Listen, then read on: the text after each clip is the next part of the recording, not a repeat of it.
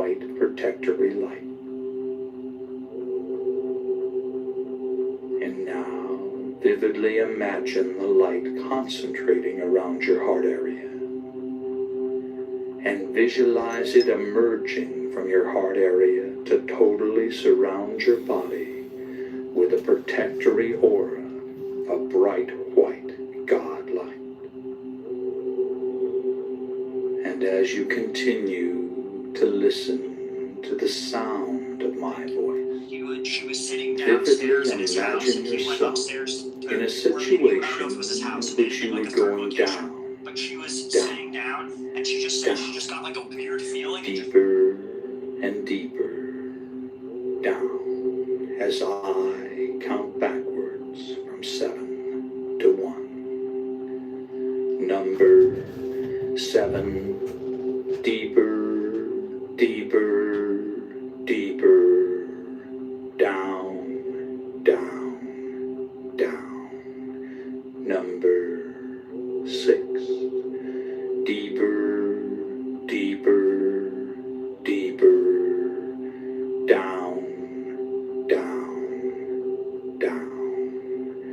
Number 5, deeper, deeper, deeper, down, down, down. Number 4, deeper, deeper, deeper, down, down, down.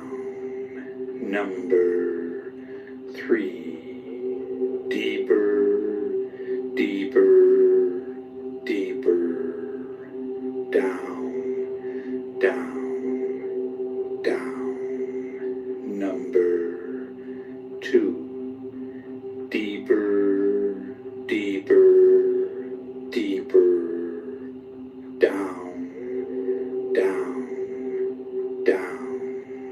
Number 1. And you're now very, very deep, and you feel deep. But let's go down even deeper, even deeper, even deeper. Number 7, deeper, deeper, deeper, down, down, down. Number 6, deeper, deeper, deeper, down, down, down. Number 5, deeper, deeper, deeper, down, down, down. Number 4, deeper, deeper, deeper, down, down, down. Number 3, deeper, deeper, deeper, down, down, down. Number 2, deeper, deeper, deeper, down, down, down. Number 1. And you're now relaxed and at ease and at peace, in a relaxing, altered state of consciousness. And each and every time you alter consciousness, you will go deeper than the time before, until you've reached your natural level, which can be maintained by using this technique several times a week. Now, if at any time you feel uncomfortable in any way, all you have to do to awaken is to mentally count yourself up from 1 to 5. So you're in control. You can awaken at any time you desire to do so. And you're now relaxed and at ease, and a quietness of spirit permeates your body and mind. And I'm going to begin by providing suggestions that will be communicated to every level of your body and mind. And they'll be accepted on every level of your body and mind. A quietness of spirit now permeates your body and mind. You release all tension created by stored up energy within your nervous system. All nervous energy is released to flow freely through your body and mind to be used in constructive ways. You feel calm, relaxed, and at peace with yourself, the world, and everyone in it. You have the courage and confidence to do what you need to do to resolve your problems. You can resolve your concerns and conflicts with minimal effort. You accept the things you cannot change, and you change the things you can. You accept who you are. You always do your best, which is all anyone can ask. Every day, in every way, you become more peaceful and harmonious. Negativity flows through you without affecting you. As a result of this programming, you develop a new, mellow, and confident self-image. Quietness of spirit are your key trigger words for post-hypnotic conditioned response. And these suggestions have been communicated to every level of your body and mind, and they've been accepted on every level of your body and mind.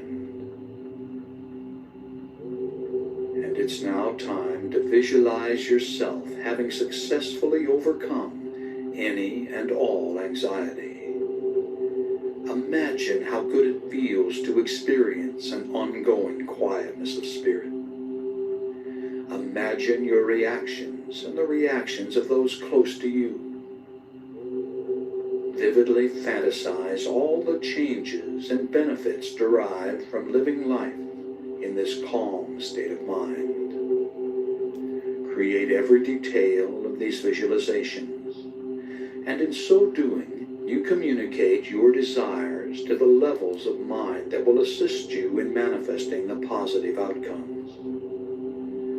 Imagine what you desire as if it were already so. Do this now while I am quiet for a while.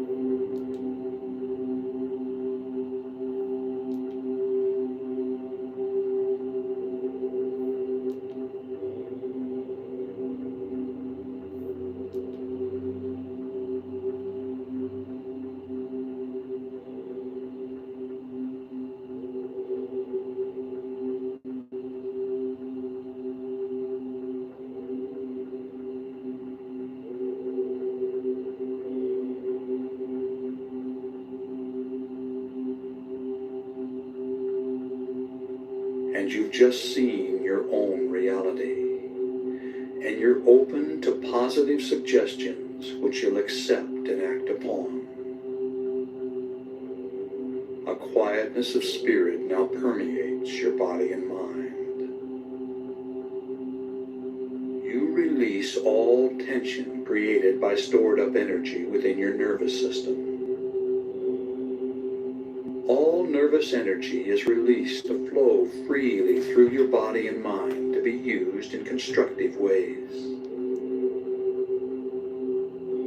You feel calm, relaxed, and at peace with yourself, the world, and everyone in it.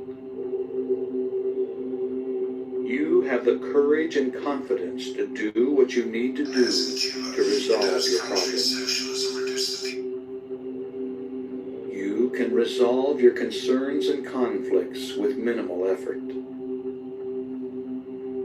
You accept the things you cannot change, and you change the things you can.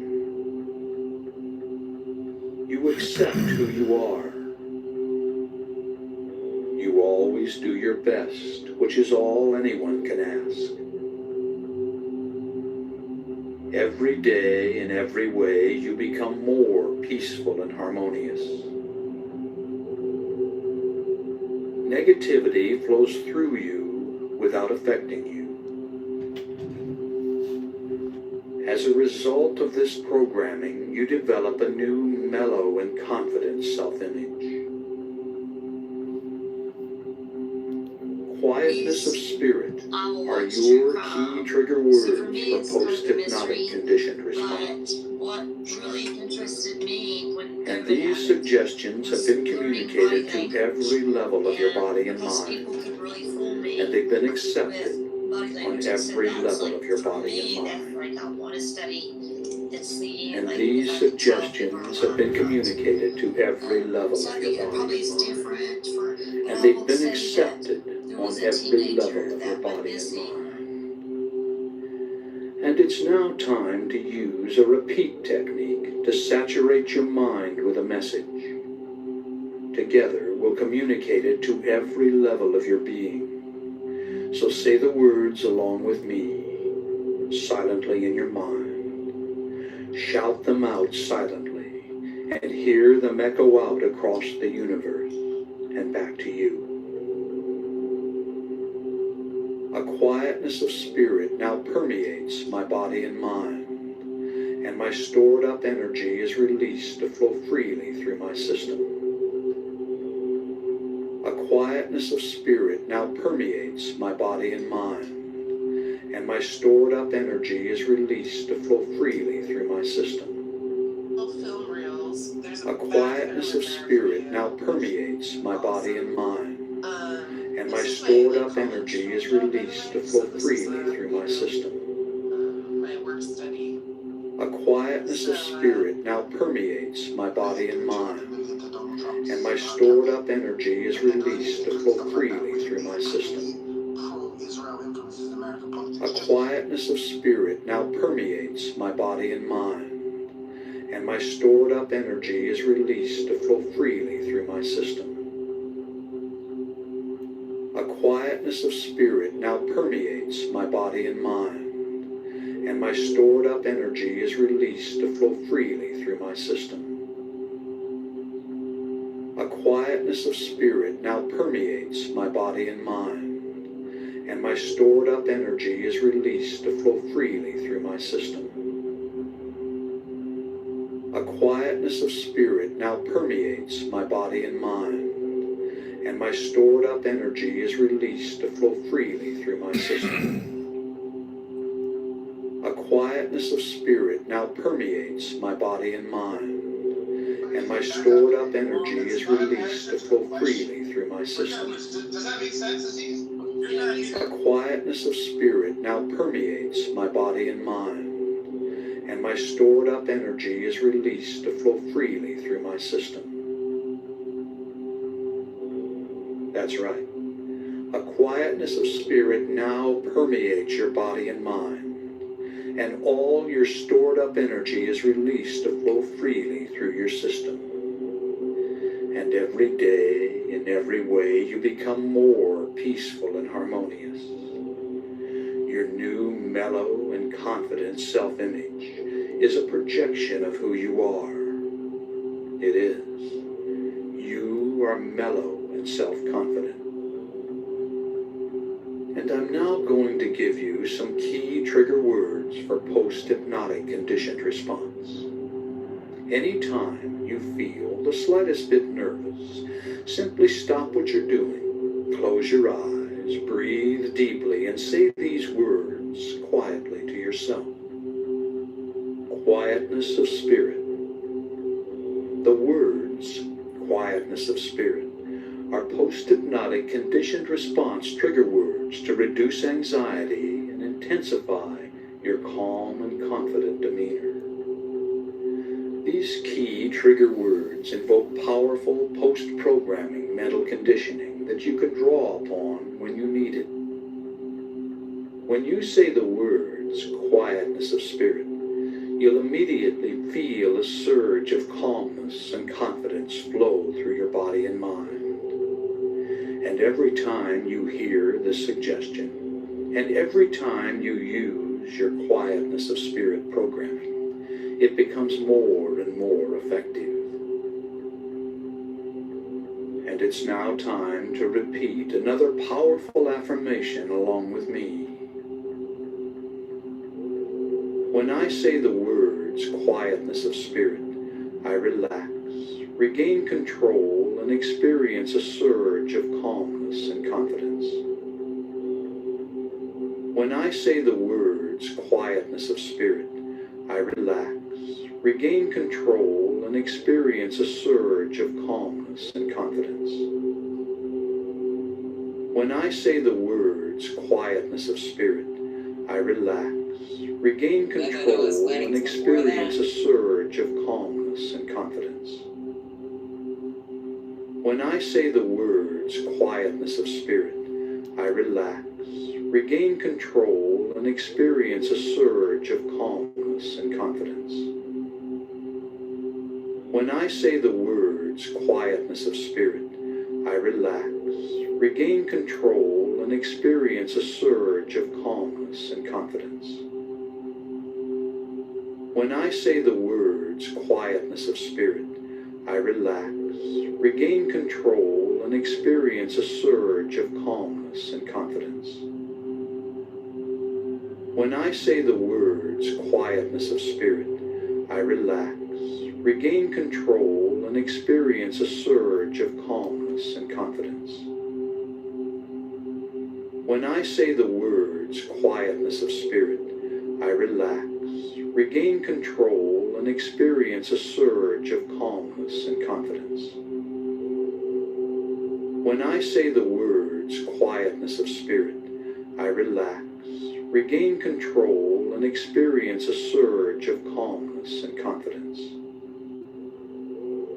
When I say the words quietness of spirit, I relax, regain control, and experience a surge of calmness and confidence. That's right. You've programmed this suggestion on every level of your body and mind, and it becomes your reality. And now, once again, it's time to create another visualization in which you perceive yourself having successfully accomplished your goal. Fantasize the desired result of this programming. Create every detail in your mind, your feelings and reactions, the reactions of others, everything. Make it real. Do this now while I'm quiet for a while.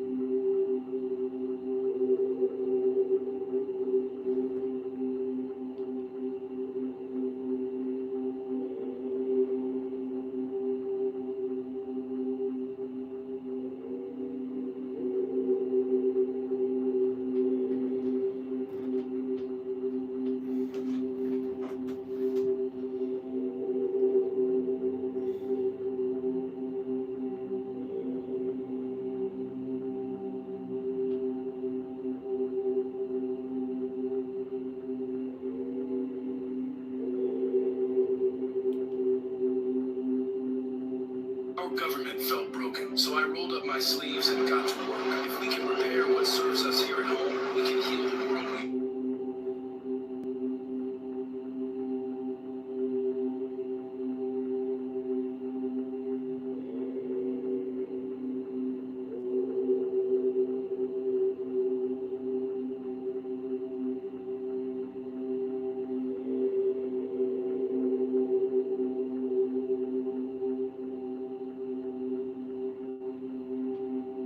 And you've just seen your own reality. And upon awakening, you'll remember all that has been communicated. You'll awaken feeling as if you just had a refreshing nap. Your head will be clear, and you'll think and act with calm self-assurance, feeling glad to be alive and at peace with yourself, the world, and everyone in it. So let's come on up now. On the count of 5, you'll open your eyes and be wide awake. Number 1, feel the lifeblood returning to your arms and legs. Number 2, coming on up and at peace with all life. Number 3, coming on up feeling an internal balance and harmony. Number 4, recall the situation in the room. And number 5, wide awake, wide awake. Open your eyes and feel good. What? Number 5, wide awake.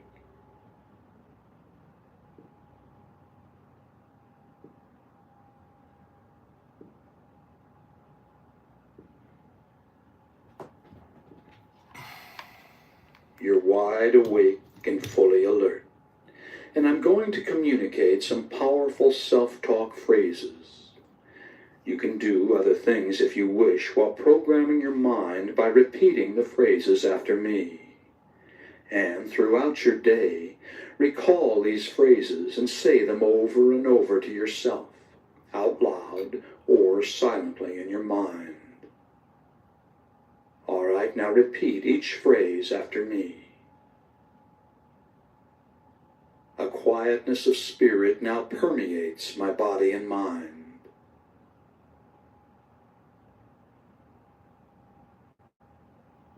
I release all tension created by stored up energy within my nervous system.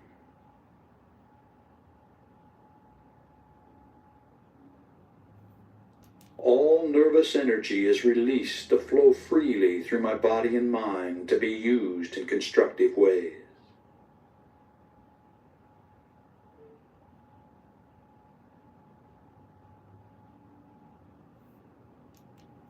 I feel calm, relaxed, and at peace with myself, the world, and everyone in it. The Riz! He's giving him the Riz. I have the courage and confidence to do what I need to do to resolve my problems.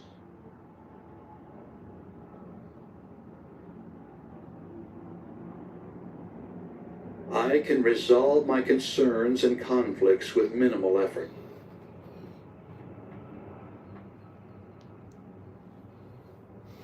I accept the things I cannot change, and I change the things I can.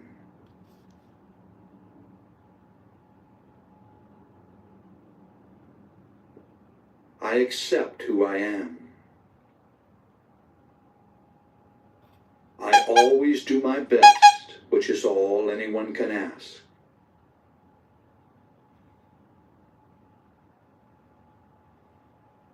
Every day, in every way, I become more peaceful and harmonious.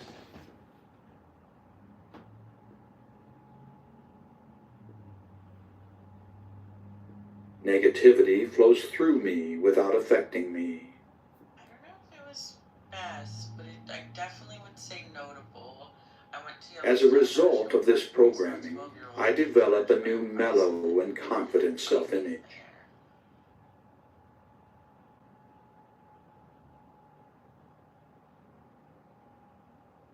The words, quietness of spirit, are my key trigger words for post-hypnotic conditioned response.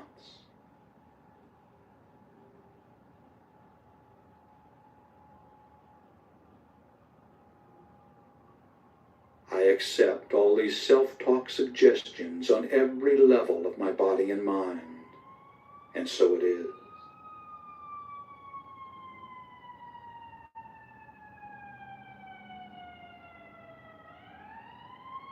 A quietness of spirit now permeates my body and mind.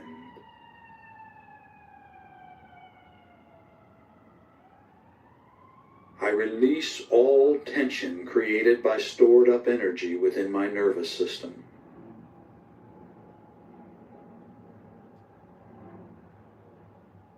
All nervous energy is released to flow freely through my body and mind to be used in constructive ways.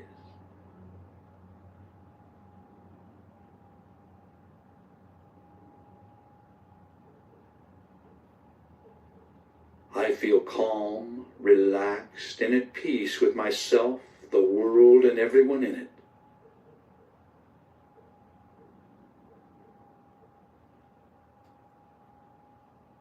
I have the courage and confidence to do what I need to do to resolve my problems.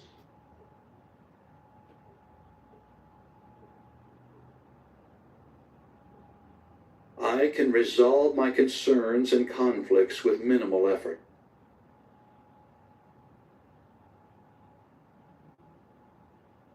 I accept the things I cannot change, and I change the things I can.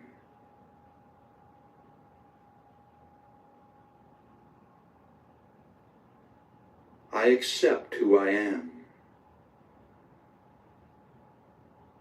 I always do my best, which is all anyone can ask.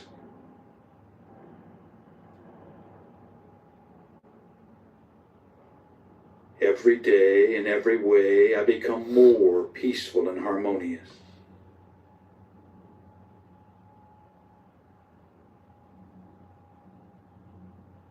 Negativity flows through me without affecting me.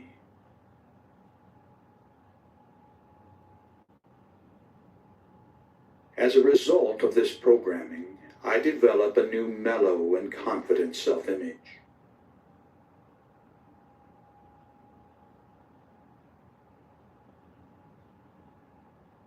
The words, quietness of spirit, are my key trigger words for post-hypnotic conditioned response.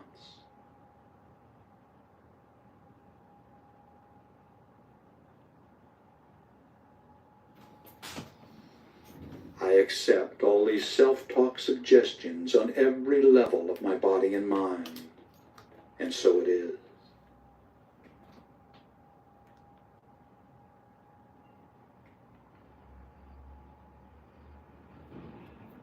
A quietness of spirit now permeates my body and mind.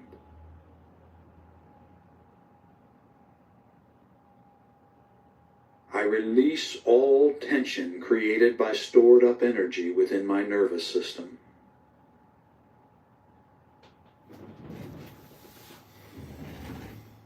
All nervous energy is released to flow freely through my body and mind to be used in constructive ways.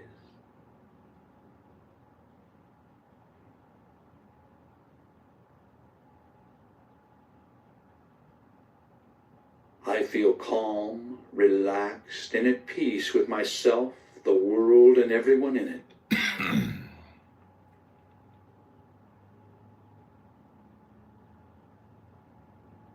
I have the courage and confidence to do what I need to do to resolve my problems.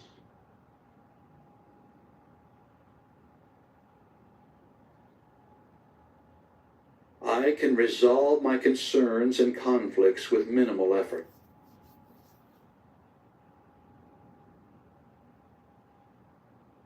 I accept the things I cannot change, and I change the things I can.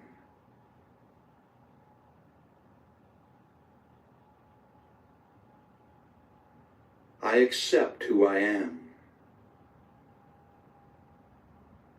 I always do my best, which is all anyone can ask.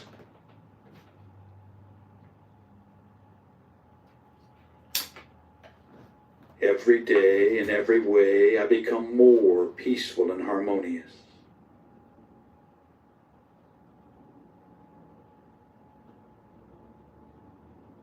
Negativity flows through me without affecting me.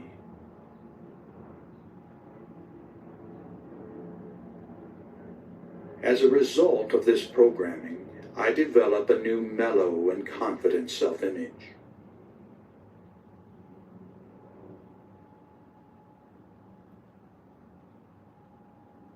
The words, quietness of spirit, are my key trigger words for post-hypnotic conditioned response.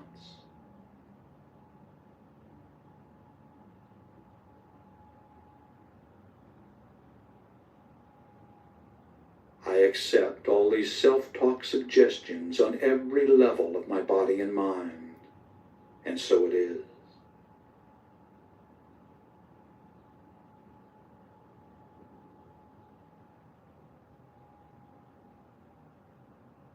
A quietness of spirit now permeates my body and mind.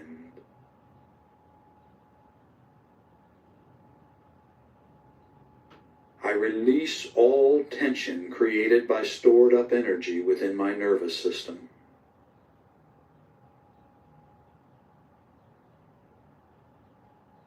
All nervous energy is released to flow freely through my body and mind to be used in constructive ways.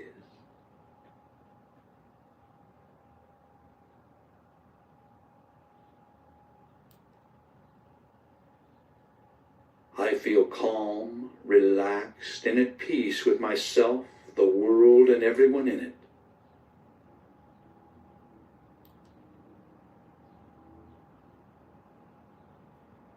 I have the courage and confidence to do what I need to do to resolve my problems.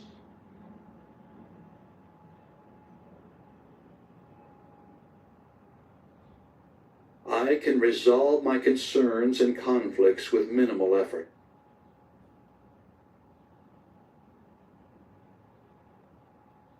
I accept the things I cannot change, and I change the things I can.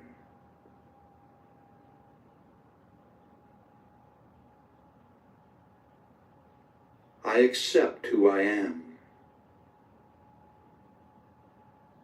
I always do my best, which is all anyone can ask.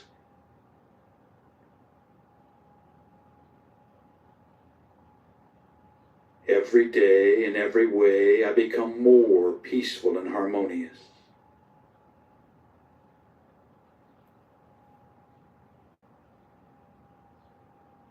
Negativity flows through me without affecting me.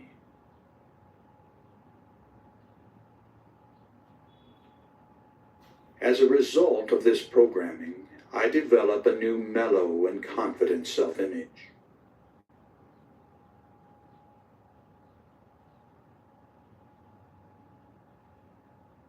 The words, quietness of spirit, are my key trigger words for post-hypnotic conditioned response.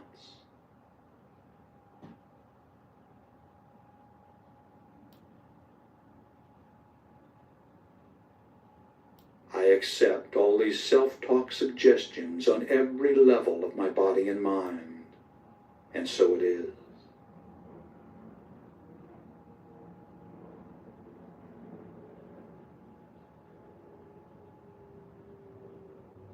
A quietness of spirit now permeates my body and mind.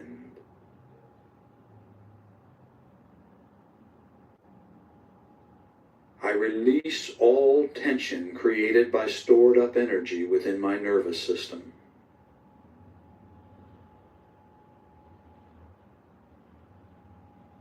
All nervous energy is released to flow freely through my body and mind to be used in constructive ways.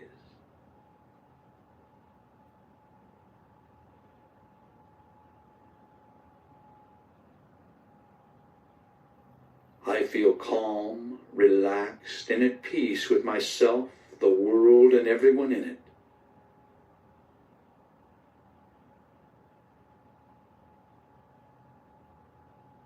I have the courage and confidence to do what I need to do to resolve my problems.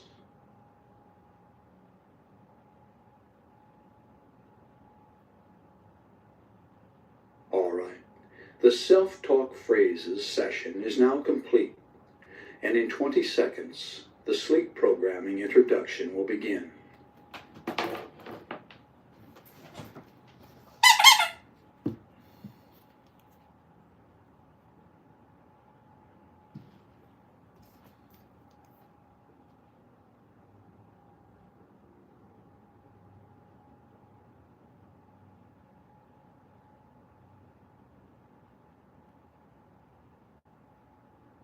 Sleep programming is nearly as powerful as hypnosis for programming your mind with life-changing suggestions. All you have to do is listen to the session as you go to sleep. As you relax and drift into first-stage sleep, the cycle per second activity of your brain slows down to alpha. The second level of theta precedes deep delta sleep. Alpha and theta are the levels accessed for hypnosis programming. So on the following sleep programming session, I'll use the same induction as on the first session to take you to these levels quickly.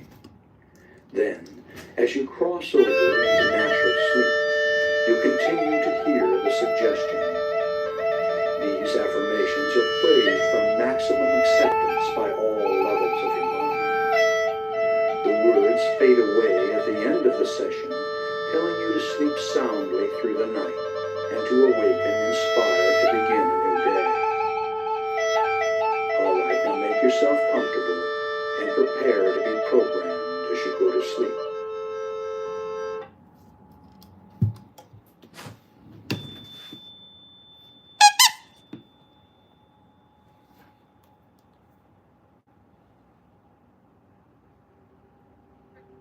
Close your eyes and get comfortable.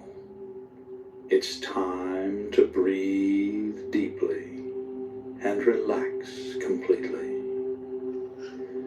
Breathe deeply and relax completely, allowing a quietness of spirit to come in.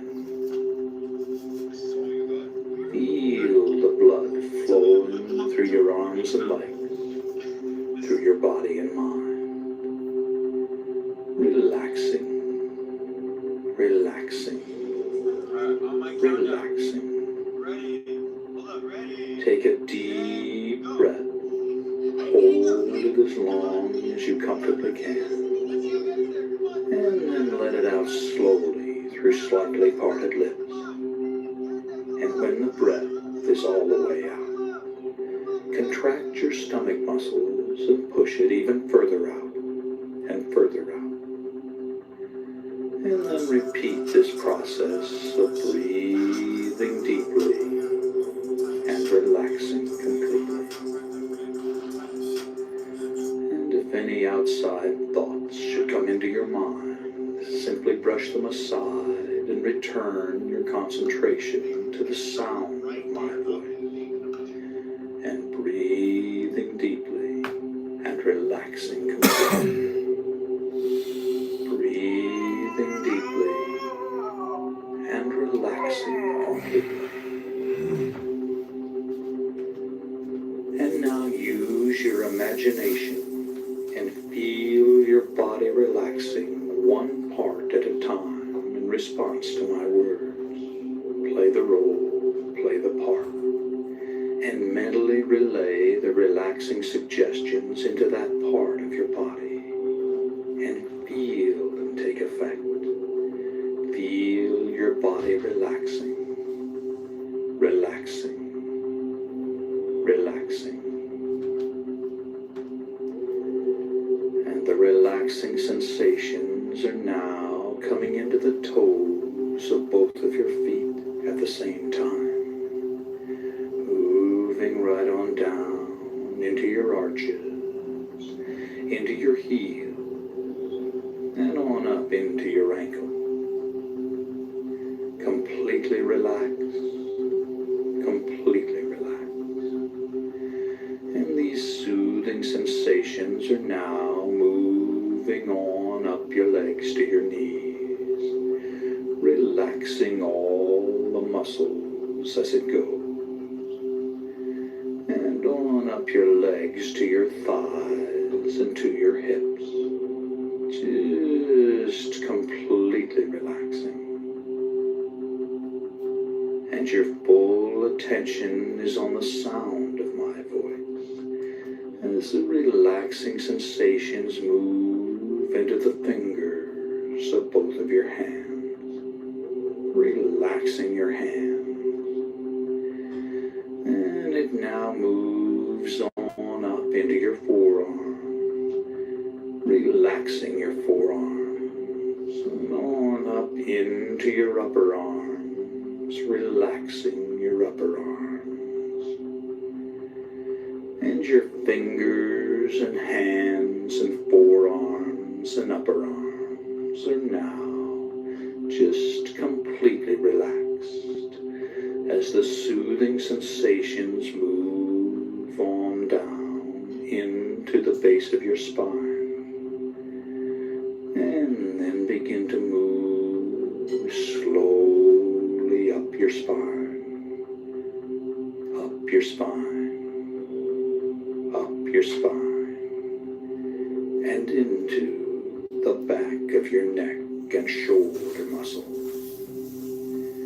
And the back of your neck and shoulder muscles are now loose and limp, loose and limp, just completely relaxed. And the relaxing sensations now move on up the back of your neck and into your scalp, relaxing your scalp. Feel your scalp relaxing, and feel the relaxing sensations flow down into your facial muscles, relaxing your facial muscles, just completely relaxing your facial muscles. Allow a little space between your teeth, and your jaw is relaxed. And your entire body is now relaxed all over in every way. All tension is gone from your body and mind. All tension is gone from your body and mind. And it's time to imagine a bright white light coming down from above and entering your crown chakra of spirituality on the top of your head. Now this is the universal light of life energy. See it, feel it, create it with the unlimited power of your mind, and feel the light within you, through your body and mind, filling you to overflowing with this bright white protectory light. And now, vividly imagine the light concentrating around your heart area, and visualize it emerging from your heart area to totally surround your body with a protectory aura, a bright white God light. And as you continue to listen to the sound of my voice, vividly imagine yourself in a situation in which you were going down, down, down, deeper and deeper down, as I count backwards from 7 to 1. Number 7, deeper, deeper, deeper, down, down, down. Number 6, deeper, deeper, deeper, down, down, down. Number 5, deeper, deeper, deeper, down, down, down. Number 4, deeper, deeper,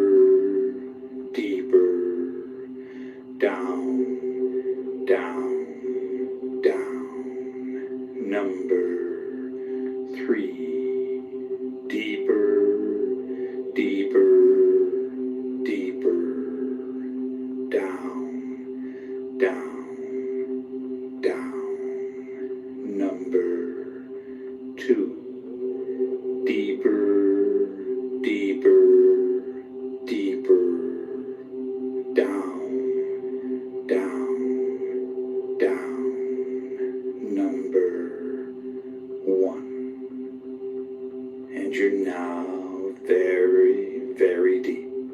And you feel deep.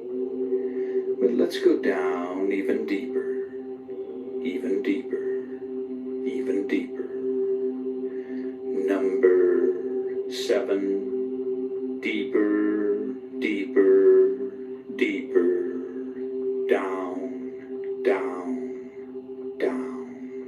Number 6. Deeper, deeper, deeper. Down, down, down. Number 5. Deeper, deeper, deeper. Down, down, down. Number 4. Deeper, deeper, deeper. Down, down, down. Number 3. Deeper, deeper, deeper. Down, down, down. Number 2.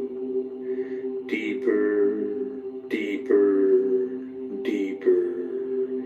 Down, down, down. Number 1. And you're now relaxed and at ease and at peace in a relaxing, altered state of consciousness. And each and every time you alter consciousness, you will go deeper than the time before, until you've reached your natural level, which can be maintained by using this technique several times a week. Now, if at any time you feel uncomfortable in any way, all you have to do to awaken is to mentally count yourself up from 1 to 5. So you're in control. You can awaken at any time you desire to do so. And your body is relaxed, relaxed, relaxed. And your mind is relaxed as you cross over into sleep. A peaceful, relaxing sleep. Peaceful, relaxing sleep. And you're at peace with yourself, the world, and everyone in it. As you go to sleep, go to sleep, go to sleep. A deep, peaceful, harmonious sleep. Sleep. And you're going to sleep. And as you do, you accept the suggestions you hear. You accept the suggestions you hear.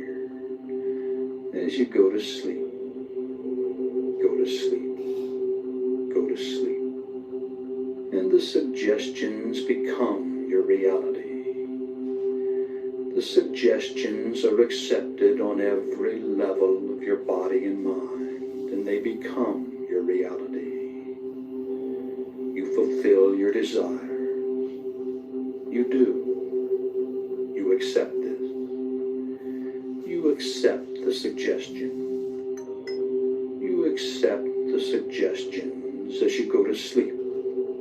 Go to sleep. Go to sleep. A quietness of spirit now permeates your body and mind. You release all tension created by stored up energy within your nervous system. All nervous energy is released to flow freely through your body and mind designed to be used in constructive ways. You feel calm, relaxed, and at peace with yourself, the world, and everyone in it. You have the courage and confidence to do what you need to do to resolve your problems. You can resolve your concerns and conflicts with minimal effort. You accept the things you cannot change, and you change the things you can. You accept who you are. You always do your best, which is all anyone can ask. Every day, in every way, you become more peaceful and harmonious. Negativity flows through you without affecting you. As a result of this programming, you develop a new, mellow, and confident self-image. Quietness of spirit are your key trigger words for post-hypnotic conditioned response. And these suggestions have been communicated to every level of your body and mind, and they've been accepted on every level of your body and mind. A quietness of spirit now permeates my body and mind, and my stored up energy is released to flow freely through my system. A quietness of spirit now permeates my body and mind, and my stored up energy is released to flow freely through my system. A quietness of spirit now permeates my body and mind, and my stored up energy is released to flow freely through my system. A quietness of spirit now permeates my body and mind, and my stored up energy is released to flow freely through my system. A quietness of spirit now permeates my body and mind, and my stored up energy is released to flow freely through my system.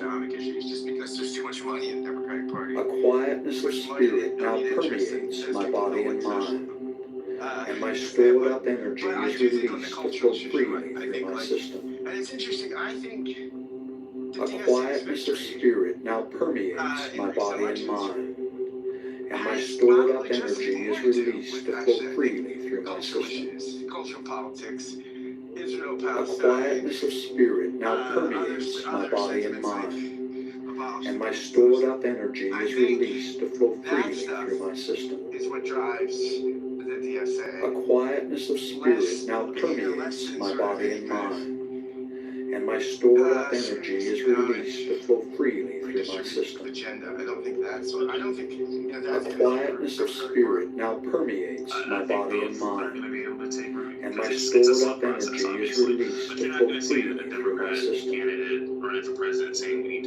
When I say the words quietness of spirit, I relax, regain control, and experience a surge of calmness and confidence. When I say the words quietness of spirit, I relax, regain control, and experience a surge of calmness and confidence. When I say the words quietness of spirit, I relax, regain control, and experience a surge of calmness and confidence. It's going to be a lot easier for them to do that because When Joe I say- Biden was echoing some freaking some social policies that would be supported by the DSA. But economics, I agree, it's not as blatant, but it's going to be there. And foreign policy, especially. Foreign policy, they want to decrease the U.S. presence in the Middle East, in other parts of the world, not just the Middle East. So that's something that that's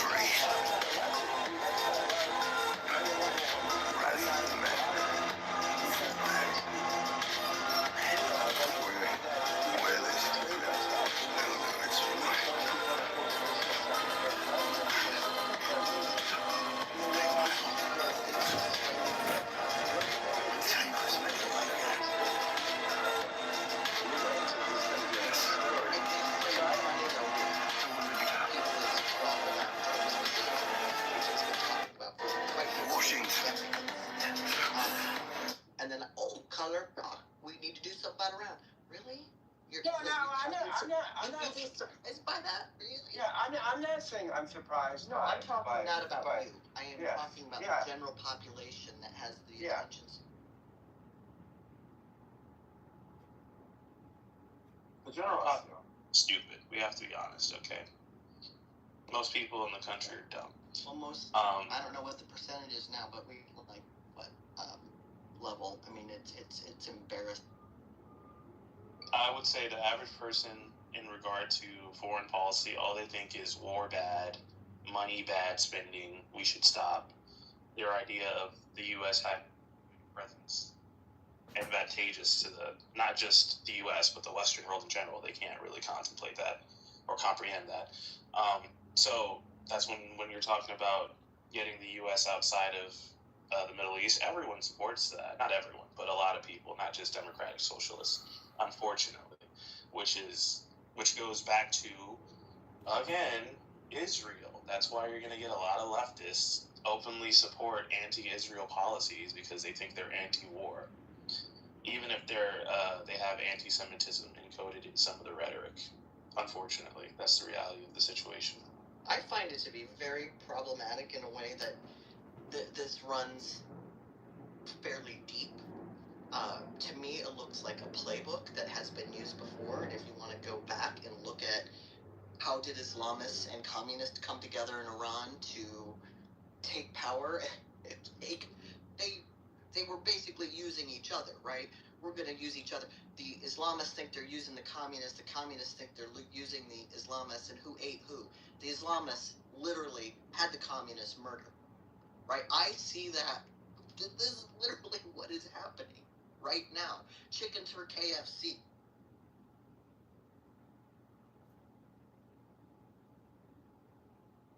I don't know who's worse, communists or Islamists. That's a hard question. That's really hard. Useless. They're both not American thought principles. It goes against everything we believe, and that you could be anti. I would argue that this isn't pure capitalism we're living under anyways. It's obviously crony capitalism. It's dirty, but the push towards an extreme that is Mondami and people like him is dangerous. Al, would you agree that Ilhan Omar and her positions are dangerous? Because on her Instagram, if you go to it, she actually lists what we would call Democrat socialist positions. This is what she says she's fighting for: universal school meals. So universal school meals. Up next is protect reproductive freedom, which is abortions. Then Ilhan Omar wants to cancel all student debt. She wants to abolish and prosecute ICE employees. She wants the Green New Deal, which is the AOC multi-trillion-dollar green investments. Then she wants Medicare for everyone, for all. She wants to stop funding Israel. She wants to tax the rich and no more endless wars. So the opposite of that is she wants short, effective wars, but not endless wars, apparently. So that's what the Democrat socialists are fighting for, plus 100 other bullshit things. Hello?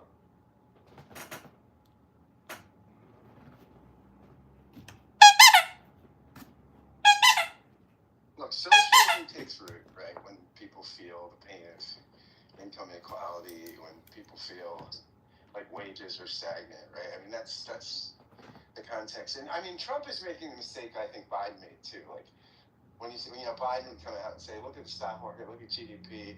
When people feel a pinch and the affordability stuff, I mean, that killed Biden. Trump's doing the same move, right? Like just tell people, that the numbers disprove their intuition. It's not a winning strategy. See, a Democrat socialist isn't going to make the argument that because my salary hasn't gone up in the past 10 years, I'm entitled to a political social revolution. Scott, your positions are untenable. Socialists are essentially thieves, and they are liars. You just told us why people go socialist, and I'm telling you that your reasons are incorrect. Don't make the move. This is rhetorically lazy. To say when someone's describing something that they're prescribing something. I'm describing something. I'm not validating the desires. I'm not saying it's the right political position or the wrong political position. All I'm saying is this is when you get a rise in that stuff. See, the real reason why a Democrat socialist, why they'll make their argument, is that for the past 25 years, we've been doing corporate socialism, which is tax credits for corporations, which is what the Fortune 500 or the Big Beautiful Bill is, which is $500 billion a year in tax credits and deferring that tax liability to income earners.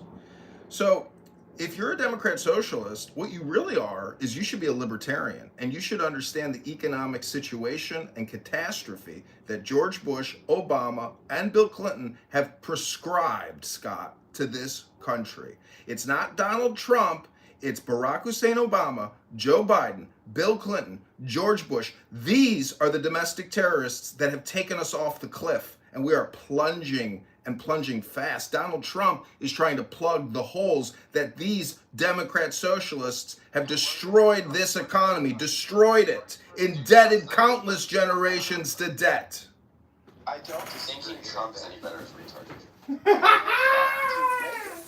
go back further than Bush. You go back to Reagan, and not Bush 1. Bush 1 was trying to, and he handed, Clinton a budget surplus, but because he raised taxes, right? Which killed him, right? He was actually Bush seniors, I think, pretty fiscally responsible, but no, Cheney was, in the Reagan administration telling people deficits don't matter. Continued to say it in the Bush administration, right? You can Google Cheney, deficits don't matter. Yeah, no, I'm with you. I think that, and it's going to come home to roost at some point, right? You can't print money forever. Simpson Bowles. Look at Simpson Bowles, right? Do you remember Simpson Bowles? That was a bipartisan, pretty responsible approach to the deficit, right? And what did they do? They stuck it in a drawer. Nobody wanted to deal with it. Scott, we have a cultural, social, economic dilemma, a crisis. Vaccines and war is not the basis of an economy. The basis of an economy starts in the house. Your dishwasher, your washing machine, your bed, your roof, your windows. Those are the basis of an economy. What builds a house, not what builds regime change and fake lies and medical misinformation. Hello? A democratic socialist is never going to be convinced by that, though. That's the problem. They're not going to be convinced by economics or that a solution to our current economic situation starts at a more granular level. It doesn't matter whether they can be convinced or not. They can live in an illusion delusion. That's their choice. But reality is laissez-faire capitalism. I agree. I'm just saying, I agree. I'm just saying that the problem that we're dealing with now, we're going to be combating people who push for certain things. You can't just, go on a Ron Paul-esque libertarian tirade. You have to actually just on. No, not really.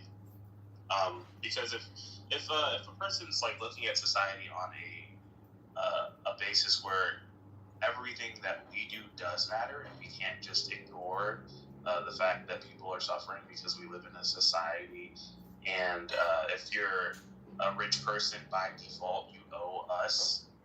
It's not going to change whether or not we do have an improved economy according to libertarian standards. That's just the reality. And Mom Donnie, all these leftists in the DSA, if anything, they want to hear libertarians talk about how we shouldn't be taxing people, because then they could demonize regular conservatives and be like, oh, they just want rich people to rule everything in society. It's not just a mathematics-based economic argument. It's culturally based. Grievance politics. That's how it's working. We can't just ignore that.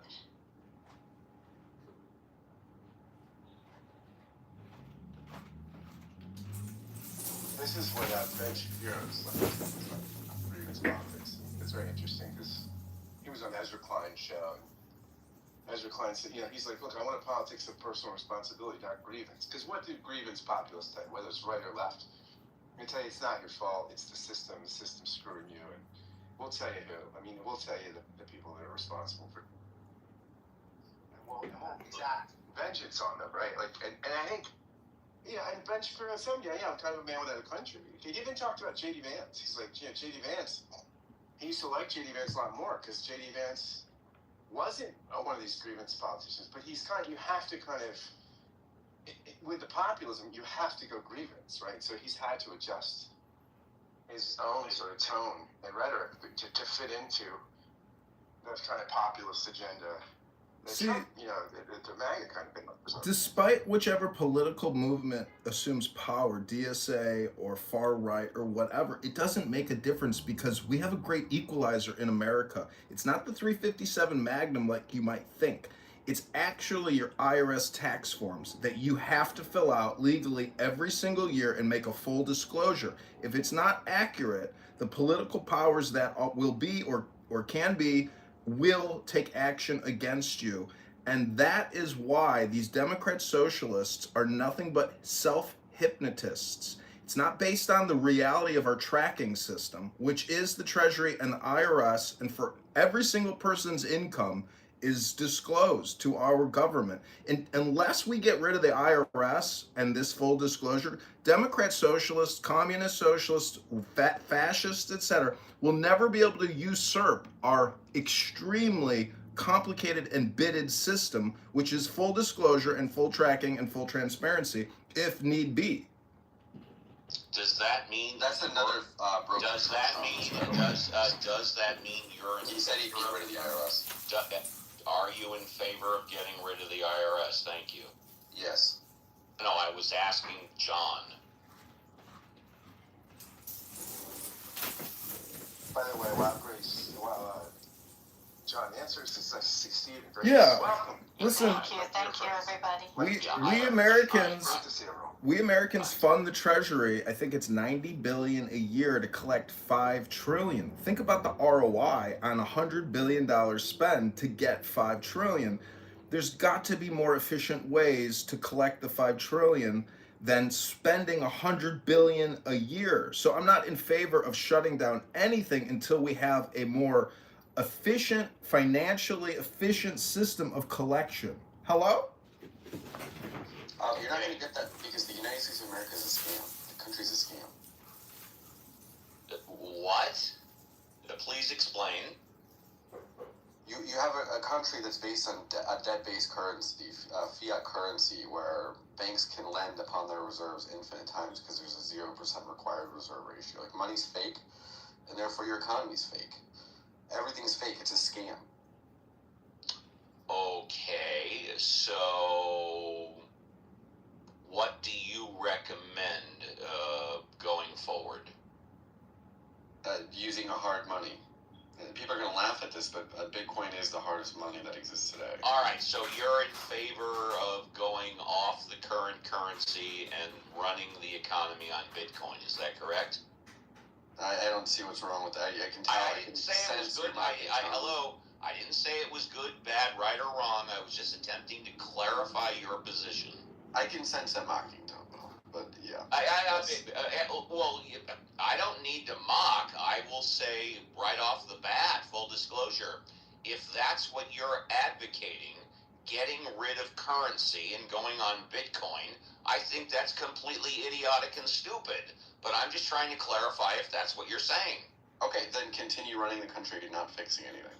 And you're not answering the question, which is fine. Yes, the answer is yes. Thank you. That's all I wanted to know. Thank you.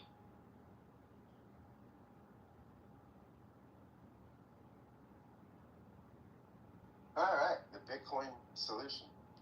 Here we go. Grace, let me ask you, did Mom Donnie commit blood libel? What do you think, Grace? Boy, I'm so angry at this guy. Don't even get me. Not to put you on the hot spot. Let's just start. I am just. It's unbelievable what he's putting forth. It is. Where are all the people behind him? Where are his counsel? Why why is he just allowed to throw out ridiculousness without any backing? I've had enough today about him. I'm watching the news. I'm reading a lot. I mean, I just feel we need a level of stability in people who have good heads and putting them together, and that's not happening. I'm sorry. And by the way, hi Grace. Happy Thursday. I was slightly distracted. Were you referring to Mandami or somebody else? Mandami. And I have to say, I mean, Mandami was in the New York State Legislature before he became mayor. He had to have heard of diplomatic immunity. He had to know that he had no jurisdiction or power to arrest Netanyahu, and why he suggested it originally and then hesitated on it, and then finally after Trump came out and said there's no way Netanyahu was going to be arrested in the United States, Mandami folded like a cheap suit. But how could he have not possibly known about diplomatic immunity? First of all, he's an egomaniac. Yeah, okay, all right. Okay. Right? So that trashes everything else, right? You're an egomaniac, you don't really care. And also he has ridiculous people who are working for him, who have been pulled him back. Yeah. So between those two, we're in the crazy zone. But can he pull it off, his ridiculousness? Maybe. I have a big question. It's not beyond the pale to me that look, he's a state assemblyman, not a lawyer. I don't know what the rest of his educational background is. Maybe he didn't really know that that's a black community. Maybe he had to have his people tell him that. I mean, that's possible, right? Come on, he's creating content. It's the same thing I do and other people do on this app all day long. It's what every politician does. And when you look at the videos that the politicians put out, you have to question the work ethic of actual politicos in state and federal governments. Their whole career now is based on creating 15 to 60 second to 3-minute clips for YouTube and Instagram and X. They don't do any real work. They don't do any real intellectual exploration, any education. If you're a professional and you're a doctor like a dentist or a heart surgeon or even a realtor, you have to do continuing education. Our politicians are just spammers, and they're liars, and they're hypocrites, they're fraudsters, and they're thieves. I am complete. This is Ayn Rand. Hello?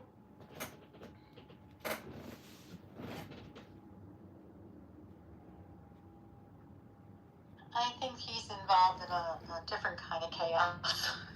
I think he's invented a new pole, and I think it's dangerous. I think the people around him start poking him and stopping this and come out with why this is wrong. And what I want to know, what is the future going to look like in a Mandami situation from going forward? What is it? Well, that, with all due respect, that question is easy, and Reverend Scott is going to answer it right now. Since Mandami became mayor, what is his number one priority, Reverend Scott, since he's already been elected mayor? To get reelected. Thank you, Reverend Scott. I love it. I love it. You're right. You're absolutely right. I would not change anything of what you just said. I mean, I think statistically you can make the argument that whatever the standard norm is right now, there's a 99.9% chance that that will be the standard norm, in what we consider a future situation. However, if you do believe that the United States' activities internationally in Ukraine, Iran, even Chad and other countries, because I think Trump's administration has now waged war on 8 different countries, there will and can be serious repercussions domestically here. not even organic national domestic terrorist attacks, but international terrorist attacks onto this country. And if you look at Moscow burning and their oil refineries burning because Ukraine launched 300 sneak drone attacks, we're dealing with Vladimir Putin and his regime and whoever will replace him and how they view America, which we know they think we technically are like a satanic country because of that Kirill, that that Russian Orthodox churchman, etc. I'm just saying that I don't think the American people are aware of the position of the United States military-industrial complex and our politicos on how they view Russia. Russia is anti-LGBTQ. They censor all that communication. And for many of the left progressive Democrats, they really hate that. That, to me, is my opinion, that it's a sticking point for them that because they're anti-LGBTQ, we should destroy them. We should wage eternal war against them. When does this Cold War ever end? Does it only end when Putin is dead? Will we suffer a nuclear bomb or multiple nuclear bombs because of our attacks via proxy against a nuclear power and a legacy power from World War II? Many of the baby boomers in this room may witness nuclear war, and therefore all of this political communication that you suffer on this app may be insignificant when you face a winter apocalypse and you can't see the sun for the next 10 years. Hello? CRT, BLM, LGBTQ. All right, well, if Democrats have their own opinions on Russia, at the end of the day, Russia wants a multipolar world where they have just as much influence on other nations as the U.S. does. And no reasonable leader of the U.S. who wants to maintain the U.S.'s standard as the most powerful nation in the world would wish for a world like that, where Russia and China have equal influence on global partners as the U.S. does. No one wants that. So it's not just about Russia being anti-LGBTQ for people who are opposed to Russia gaining power and influence in countries in Europe, and especially considering the fact that a lot of people who are, let's say, pro-Ukraine and anti-Russia at the same time are against Trump's actions against Iran, which is a lot more anti-LGBTQ than Russia, to say the least. It's more nuanced than that. And most people, I think, if you come down to the actual idea of what's going on in this world, it's between the people who want a decreased presence of the U.S. throughout the world and those who want the U.S. to maintain their power throughout the world. That's the easiest way to put it down. Thomas Massie agrees with AOC more than he agrees with Marco Rubio on foreign policy. I agree with Marco Rubio more than Thomas Massie. I don't care if Thomas Massie has a R besides his name. I'm glad he got kicked out of fucking office. I'm glad that this is his last term. I don't really give a shit about Russia's pro-gay policies, just like I don't give a shit about Poland's pro or anti-gay policies. Poland is just as anti-LGBTQ as Russia in many ways. I like Poland. I don't like Russia. I don't like Russia. I do not like Iran. I do not like China. Not because of their social policies. That's irrelevant in many of these discussions, because as much as I don't like beheading gay people, the reason I oppose Iran is not just because they behead gay people or they force them to transition into women.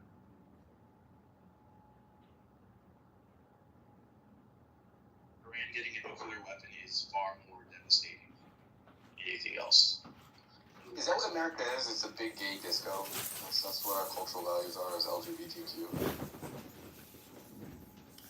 CRT, DEI, LGBTQ. We've all heard it for years and years and years. And Doge, Elon Musk's little group, discovered hundreds of billions in CRT, DEI, LGBTQ, climate change, education grants and programs in the hundreds of billions. And we stripped that from our national budget and adding to the deficit because it's just a scam. It's a fraud upon the American people That's right. to engage in this communication spam, multi-billion-dollar feminization of our population, the indoctrination into essentially meaningless slobber brain rot, because there's no real intelligence or knowledge, creative will, dynamic will. There's nothing in this communication other than Democrat vote organizing.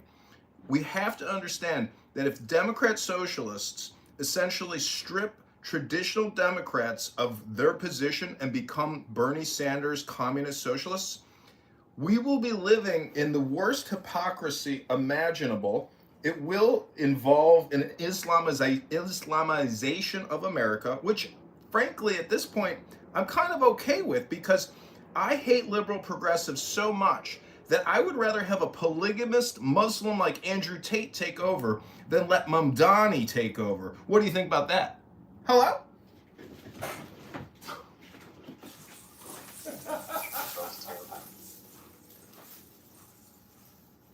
I think they're both disgusting, actually.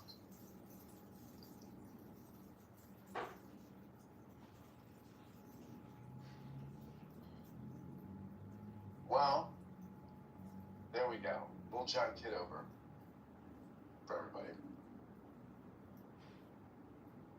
I still am interested in the blood libel stuff, which I think is interesting. I think this is kind of a blood libel. What's that? I made a statement about Netanyahu and how Netanyahu's a war criminal, and then made a list of his crimes, which I thought were. I thought the list was full of things that were either not true, misconstrued, or, like intentionally targeting hospitals. Well, yes, not because they're hospitals, because they're military assets. It's a legitimate target in warfare. If you're putting military hardware personnel in a hospital, it becomes a target. It's not as though the IDF is saying, oh my gosh, I don't want anybody to get an MRI or to get their broken bones set, so let's blow up some freaking hospitals. That's not what's going on. I think that there's a lot of stuff that was said. If a blood libel is classically blaming Jews for things that they have not done, then I think this is kind of a classic blood libel. But, again, some people may say I'm over-interpreting Mamdani here. But Scott, we have a spectrum of blood libel, and it's political communication at its finest, because in my opinion, the 3,000 abortions a day across America is the real blood libel, and that's on the hands of the Democrats. They had Democrat abortion facility clinics at the DNC outside of the Kamala Harris speech in Chicago. So when the blood libel of killing babies is put on the IDF or Israel or Jews at large, I just say, don't you know how many babies we kill every day? It's not reproductive health care. This is an industry of murder. I don't believe the lies that this is health care. In my opinion, when I ran for Congress, I had hundreds of people writing me letters through some kind of postcard chain mail thing, begging me to stand up for the innocent babies being slaughtered across America. We have a genocide on our hands in America. Now, hold on a second. That is my way of doing political communication. And a lot of people don't agree with that. But what I'm saying is, isn't it just a spectrum of hypocrisy? Hello? But you need to sacrifice babies to Moloch and Baal.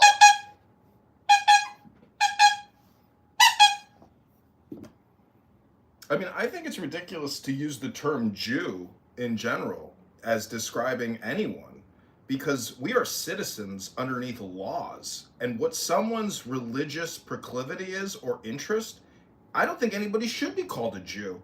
I think we should just be called fellow citizens. And if you use Jew in your communication, what you're doing instantaneously is being political. To be Jewish, it's like being in a game with other Jews. And it's who's the king of the Jews? But outside of that communication network, you have other parties that throw the word Jew around because they want to play in a political game, apparently. So until we admit that we are polarized politically, none of us play music or dance or sing songs or write poetry, we are a politically polarized and a politically addicted society. Hello?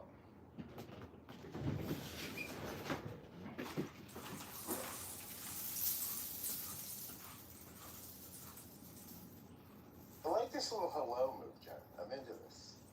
I think it's a good move for you. It's like Ryan Seacrest. It's Seacrest out. Yes, actually, I have noticed that is his signature move. That is a good point, Reverend. Pretty sure he stole it from an ice cream truck. By the way, Reverend, if you want, and only if you want, I have a 3-minute clip on nuclear war ready to Go ahead. Let's do it up, buddy. All right, so we had talked, pardon me, some people in the room had talked about the effects of nuclear war.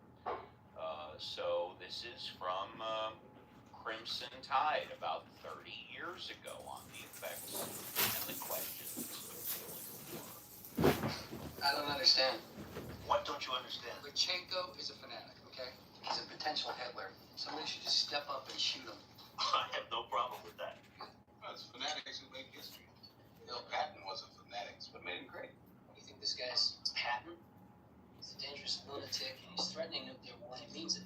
What's that make us, since we're the only nation ever dropped a nuclear bomb on anyone? Makes us a prime target. I mean, there's half a dozen other third world countries with atom bombs who'd love to drop one on us. That's right. That's why we should drop one on them. What are you, a communist? You have a problem with us dropping nuclear bombs in Japan? Shut up, Doc. You think it was a mistake, Mr. Hunter? Sir? Using the bomb on Hiroshima and Nagasaki.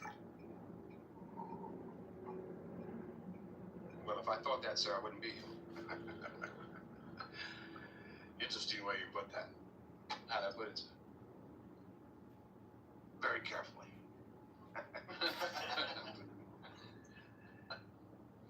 You do qualify your remarks. Somebody asked me if we should have bombed Japan. A simple yes. By all means, sir. Drop that fucker twice. I don't mean to suggest that you're indecisive, Mr. Hunter. Not at all. Just, complicated. Of course, that's the way the Navy wants you. Me, they want it simple. Certainly fooled them, sir. Be careful there, Mr. Hunter.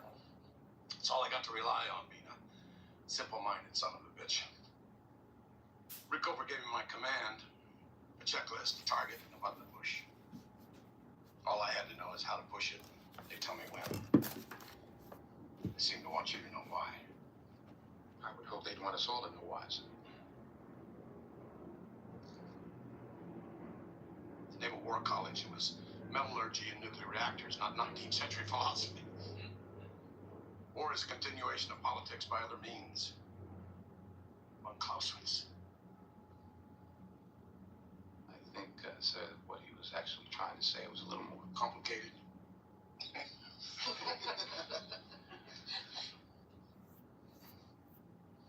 Yes, the purpose of war is to serve a political end, but the true nature of war is to serve itself. I'm very impressed. In other words, the sailor most likely to win the war is the one most willing to part company with the politicians, ignore everything except the destruction of the enemy. That you'd agree with that? I'd agree that that's what Clausewitz was trying to say. But you wouldn't agree with it? No, sir. No, I just think that in the nuclear world, true enemy can't be destroyed.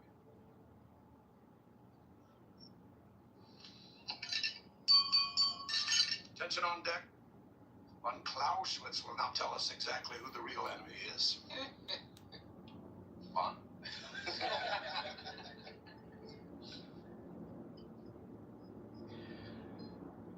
In my humble opinion, in the nuclear world, the true enemy is war itself. What a great, I love that movie. It's a great movie. See, I think we've moved past the fear-mongering of the nuclear age because, in my opinion, now this is controversial, that the COVID-19 vaccine response or the biological weapons being developed by the Pentagon or through the Wuhan lab or any government that engages in a biological viral warfare research and deployment, etc., is an abhorrent and horrible thing to do, especially from the taxpayer perspective. Because to go to work, 5-6 days a week to support, doctors and research assistants creating biological warfare weapons, it's just not the way I would like to support the economy. And some people don't think we have a war economy or we don't have a vaccine economy. We do. That is a very large percentage of the overall total economy. And I'm just saying that when you go to Amazon, even though Amazon may be like an American HQ company, they don't manufacture their essential items. Those are all made in China by the boatload. That port in Los Angeles brings in hundreds and hundreds of billions of dollars of Chinese manufactured goods, and we're just one destination for China. China is shipping to the world. Have you seen how they've automated their warehouses with tens of thousands of little robots dropping boxes in holes? They are fulfilling the world's consumption, and we are fulfilling the world's debt to continue to buy it all. And I'm so glad Dr. Migzet is here, a future priest in the coming temple. Migzet, what's the best way to structure a federal bankruptcy? Thank you. I am complete. Well, before Migzet answers very quickly, it is a fact that we are more than 5 years outside of the start of COVID, and we still don't know if it was started by an open-air market or a chemical factory right across the street. Thank you. Well, what we do know is that the percentage deaths and the statistical significance from the average or the means of the deaths during the administration of the vaccines from 2001 to 2021, was it 2021? Yeah, 2021. Anyways, what I'm saying is that the VAERS system and the Vaccine Injury Compensation Fund is real. People suffered real consequences by watching your local news put on videos of people doing vaccine lotteries, where if you take the ZAV, you could win $3 million in a lottery payout. It's a raffle. What the fuck is wrong with our fellow citizens, my clown house friends or frenemies? What is wrong with us? Why would we lie to ourselves and put out propaganda videos to influence each other to go get an unnecessary medical intervention when you're feeling just fine? So it's a huge lie. The lies, there's 50 lies attached to the event. What they consider the largest mass carcinogenic event in human history, in the Western world primarily. Africa didn't take the COVID-19 jabs because we couldn't even afford to make enough. Anyways, the craziest thing is that it's all funded by our government through the CARES Act, the HEROES Act, multi-trillion-dollar federal HR acts that funded it all. No arrests, and Bill Gates got off scot-free, and Congress was not allowed to view his personal emails at the Bill and Melinda Gates Foundation. Whatever kind of evidence through discovery, Dr. Steve here, the super paralegal, could tell you how the discovery process works and interrogatories and evidence. The American people have no insight, as Steve just said. What is the source of this virus? But we know the source of the cure, and we know the ramifications and the statistical difference in deaths during the administration of those vaccines. Anyways, the whole point is the economy. And what is the future of the American economy? Is it going to be like the way it is now? War and weapons manufacturing and vaccine manufacturing? Or are we going to have a real economy? Are we going to bite the bullet, file bankruptcy, have to go through austerity, and create a real economy with real workers, building real products and services that we consume? Or are we just going to work for the banks because now we pay $100 trillion plus a year in interest expense? I think that's probably what's the future, which is now, which is just servicing debt for generations to come. You will have nothing, you will save nothing, and you will be taxed infinitely and forever. Through property, or through income tax, or through sales tax, it doesn't matter. Your government needs you now. You are you're the succubus. You thought you were going to be a parasite, but it turns out that there's a much larger parasite feeding on you now. It's known as your United States federal government. And the George Washington movie is coming out. And if you'll notice, it's all about courage. And if you don't have the courage to say what you feel and feel what you say, you might be a faggot retard. And you might hate Donald Trump because you are a faggot retard. I am complete.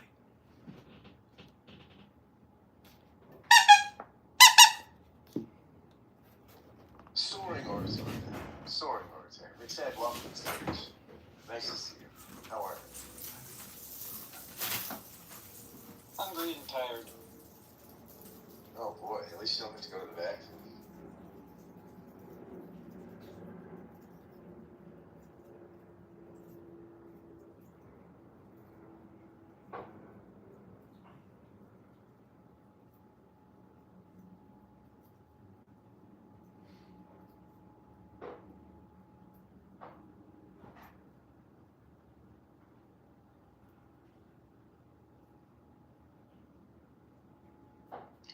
Hey, young folks. Do you think Mamdani could be potentially arrested For what? for anything? I don't know. So, The answer then is no. Mom, that is the best They Shabbos boy. want him to be arrested for telling the truth. They're dummies. Yeah, exactly. So the answer still remains no. that's for sure. I don't agree with you. I think that with the way Okay, politics. okay, fair enough. What can he be arrested for? Please be specific. Sure. In this day and age, with litigating political candidates and media controlling the narrative, it's very plausible in my mind that someone might set him up to be arrested.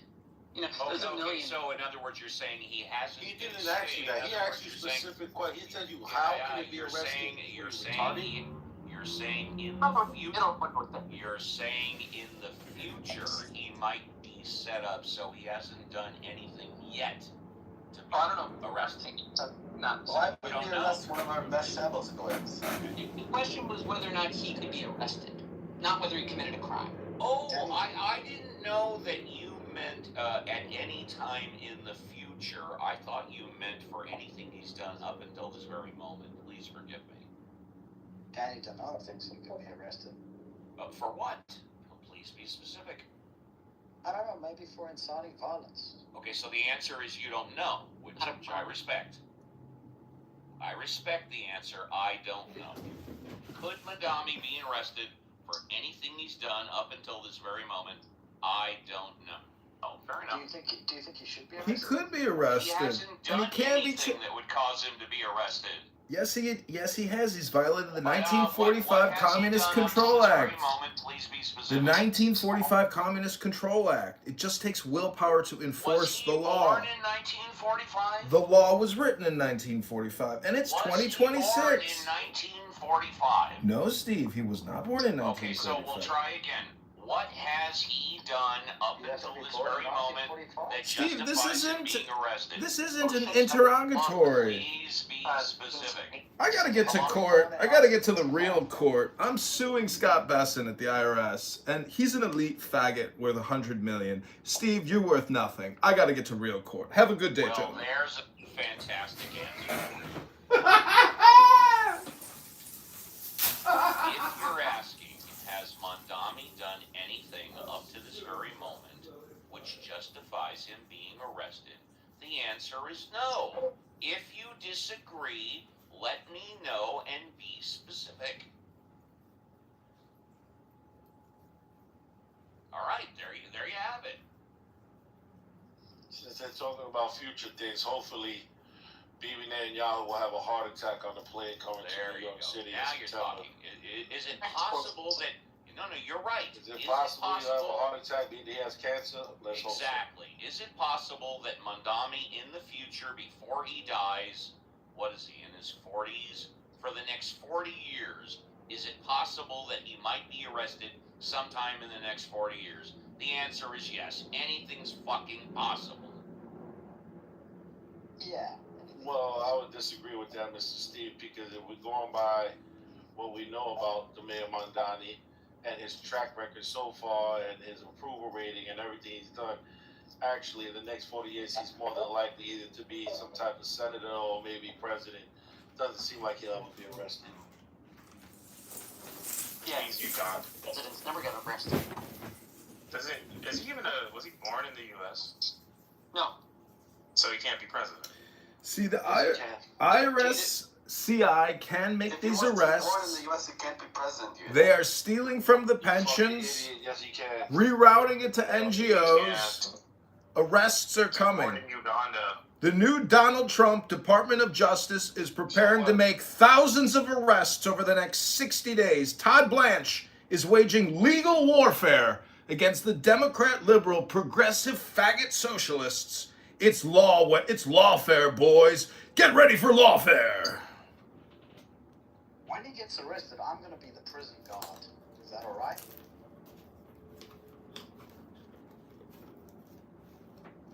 Yeah, Mondani can't be president because he wasn't born in the U.S.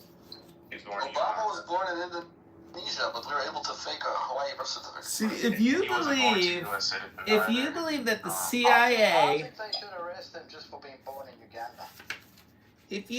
they say Obama is setting up shop in the UK because he is concerned about arrest, but that's like saying George Bush is concerned about arrest. It ain't gonna fucking happen, boys. Who the fuck do you think controls this motherfucker? It's George Bush. His daddy and George, they literally born and bred Barry Soetoro Obama to be their puppet. And guess who put Barry Soetoro Obama in power? The Crown family.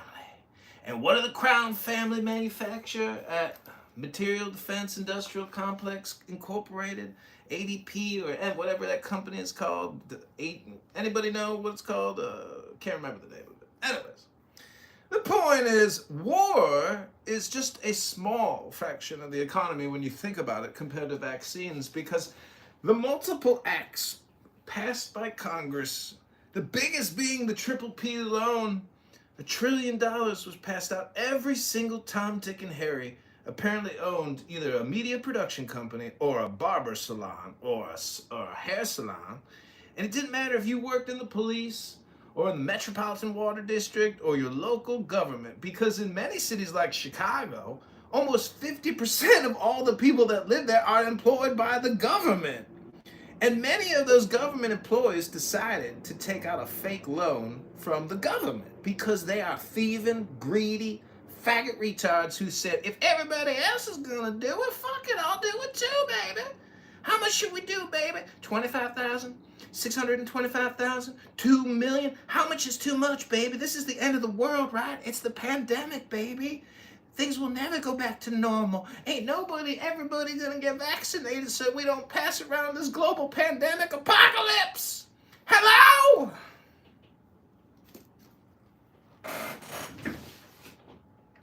The mockingbird sings to sing. These months questions is being that they're talking about future things that could happen. Shut up, you anti-Semitic, racist piece of trash. You talking about throwing horse shit at Netanyahu? You're sitting at the fucking United Nations? You fucking anti-Semitic, racist piece of trash. We reported you to the New York FBI field office. We are expecting your arrest imminently, resistance. So it can't happen. Washington was. How dare you mute me and let this anti-Semitic piece of shit talk on your stage? This man is a criminal! Hey, John, before the United States was founded. I see what you're saying. I see your point. Well, that's a retarded point, though, because obviously. It's not retarded about it. It's a logical point. The only an idiot like you would say is retarded because you're retarded. That's like saying, oh, this thing that happened, making it a law, obviously it wasn't a law before it was made a law, so the law's invalid. It's fucking And they retarded. can amend the law. That's what happens here. They change things all the you time. Could, That's the point. And the fact of the matter is, immigrants were United States presidents prior to the United States being formed.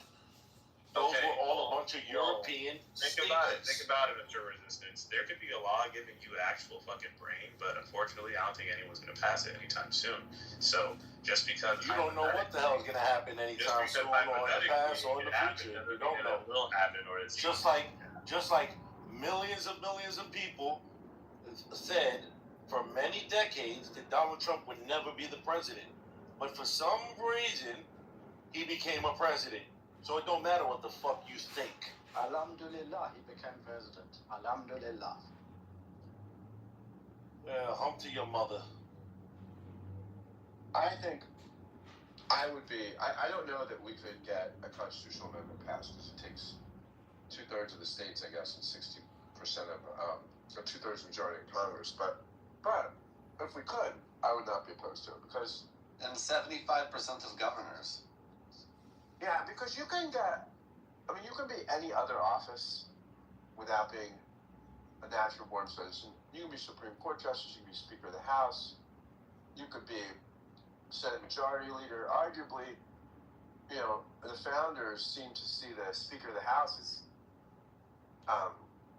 a more powerful position than the presidency in some ways, right? I mean, that was where the action was. So I don't know that. I don't know that I think that that's really that significant. But no, man. There's no freaking way. All right, the amount of research it takes to get to someone's background if they're not born within the nation is a lot more, obviously.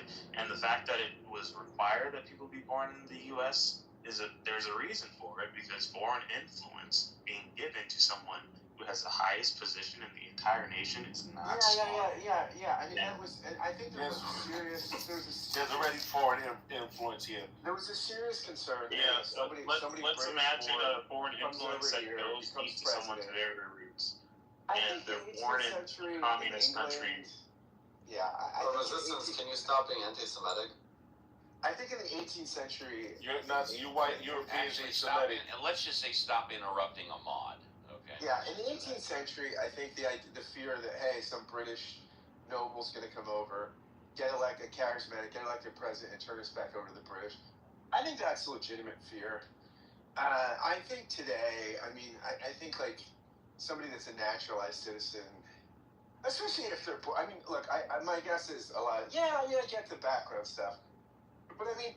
You can do a lot of other things, right? That you could be a 4-star general, CIA director, Supreme Court justice, picking Supreme Court, speaker. I mean, why only that office? Why don't we have that? Why don't we have it so you have to be a natural born citizen for every office? And let's just put it in perspective. The last time we had a constitutional amendment was 1991 or 1992. That was like 35 years ago, and that was regarding congressional pay raises. That was the 27th Amendment. The amendment before that was the 26th Amendment in 1971, and that had to do with the legal age of voting. So although we're 30 years out from the last amendment, can you imagine getting a 2/3 or a 75% vote on anything today? No, and the Constitution? No, I cannot. I cannot imagine. Right. But there is one exception, Reverend Scott. How about to federally legalize marijuana? That could become the 28th Amendment to the Constitution. What do you think? No? The stoners would come out. Bill Maher would lead the charge. The stoners would unite. That's the only thing I think that could unite Congress and the people and the states. But what the fuck do I know? Waste of a fucking amendment. I'll say that. Hot internet. But that I don't know why resistance wants foreign-born people to become president. If anything, we should put positions like the Supreme Court more restricted too. That's for sure. Mondani's not a foreigner, so I don't care what you have to say. He was born in Uganda. So what? So were a lot of other founding fathers. They weren't born in the United States. Yeah, but he also happens to be against the U.S. He's a fucking communist. No, he's against you dirty ass Jews and the dirty ass Europeans that commit genocide. Totally different. Yeah. Okay. Sure. I'm not even Jewish, but even if I was, gosh. No, but you're a white and you probably committed pedophilia I'm before. actually not. So people like you, we need to, gas chamber you. It's kind of sad that you think someone not being retarded makes them white. That's sad. I would like to give full disclosure, since it was brought up, so I don't want to leave any doubt. I am white. I am an atheist, and I'm a white Jewish atheist. So I just wanted to give full disclosure. Thank you. I'm also a critical thinker and a devil worshiper. That's what the black cube of Saturn is. Exactly.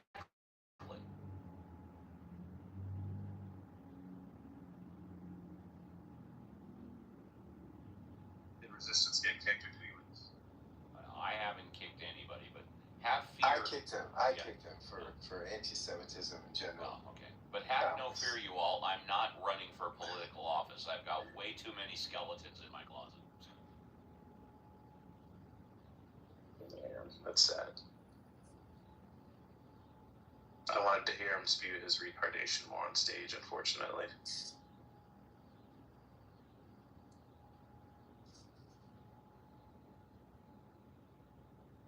Anyone who thinks Mondani would be a good president is insane, by the way.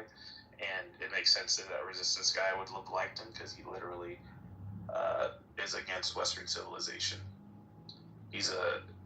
Seems like he's sympathizing with radical Islamists. So if this is the court of Mamdani, gosh, I think we should put this more out for people to know. So we know who supports Mamdani, the type of person who would like to see this guy raise a wider movement across the country. Well, the only thing I can suggest is pay attention to the Los Angeles mayor's race, because Mayor Karen Bass is the first incumbent in over 20 years, the incumbent LA mayor to be forced into a runoff, and it's by Nithya Raman, who is a Los Angeles congresswoman who is a member of the Democrat Socialist Party. And I have predicted since she entered the race that she is going to win. And if she wins, you have both mayors of New York and Los Angeles who are both members of the DSA. Mamdani is one of the best shadow squares. Check out my PTR.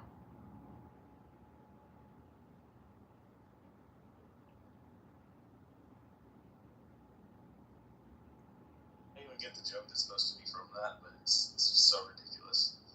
You got like anti-Semites who don't like Mamdani, but they want to make him not as much of an anti-Semite as he should be. And then you got anti-Semites who actually do like Mamdani. It's really interesting. I have no idea what the logic is. Well, the logic is that to win elections, you have to go towards the middle. You can't go to the extremes, but you don't want to go further into the middle when you're going to lose your base. Therefore, you have to figure where the gray area is, and you go into the gray area towards the middle. And that way, you can attract votes from the other side. The way a Republican attracts votes from Democrats, and the way a Democrat gets votes from the Republicans, is not to go to the extremes, but move just enough towards the middle where you don't lose your base, but you attract, say, the 5% from the other side.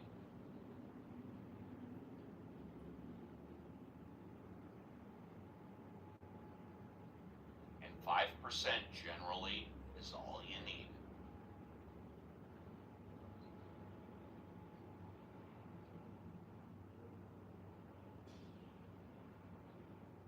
Sometimes 5 inches is all you need, Uncle Steve, depending on who the woman is. That's exactly right. Thank you, Reverend Scott. 5 inches is fine. Sometimes 1 inch works, you know. Depends how you use it, you know. Sure. Only with Asian women.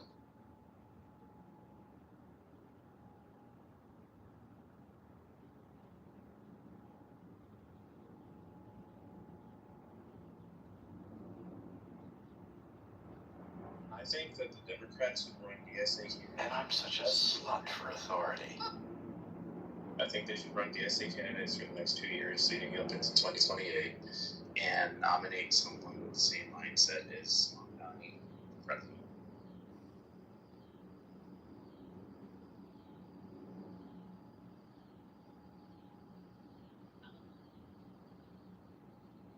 I'm sensing a lot of very updated lenses to analyze here. Let me first say that I consider myself to be center left. I'm not a fan of the DSA people for a variety of reasons. That being said, the idea that it's like, oh, there's like the left and the right and the moderate candidates in the middle, like moderate voters don't really like, they're not a significant portion of the voting bloc. And a lot of times these people are not centrist in the sense that their views cluster towards the middle, but they actually are basically non-ideological and have a whole bunch of heterodox views across the entire, what we would call like left-right political spectrum. So people also are not very good at actually sussing out the ideology of a candidate. I have no doubt that a DSA adjacent candidate, if they are a extremely strong, charismatic personality, could do very well in a major election, depending on their rhetoric and personality. I don't like this. I think this is a problem. I prefer more moderate. But I think talking about the elective rights spectrum in the current kind of era, where there's also this huge populist establishment dynamic, I think the left-right analysis just misses a lot. I think you miss a lot, Kevin. And I just want to say that Democrat, progressive, pluralist, socialist, communists will never win in America, and there are limitations and restrictions in place, checks and balances, which will prevent any significant social or cultural change. And that's because if they don't lift the budget, the debt in this country, the debt ceiling that Congress approves, there will be no funding. And we are witnessing in real time the federal government, Pete Hegseth, or the mayor of Chicago, saying, we ran out of money, we need more money. And so a Democrat, progressive, pluralist, liberal, socialist, communist is essentially neutered when there's no money for them to spend on their ridiculous programs and projects. This is Ayn Rand. I am complete. I'm going to disagree with you. The DSA just won the most important mayor's race in the country. How can you say with a straight face Disagree with me on that what? they'll never win anything important? I didn't say win, I said spend. If there's no money, if the national budget is not lifted by Congress, there will be no money to spend. The budgets that are in place will have to be allocated to what they're allocated to, or the DSAs steal from the pensions by borrowing from banks, and banks will gladly lend. They will gladly issue bonds on behalf of a city and collect the fees. They don't care about the liability. They need the transaction revenue.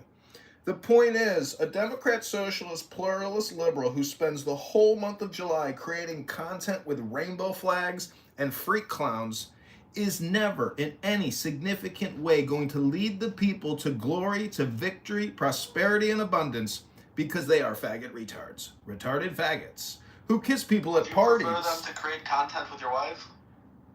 Listen, free Andrew Tate. There's prosecutorial misconduct involved in the prosecution of our great Mahdi, Andrew Tate. I am complete.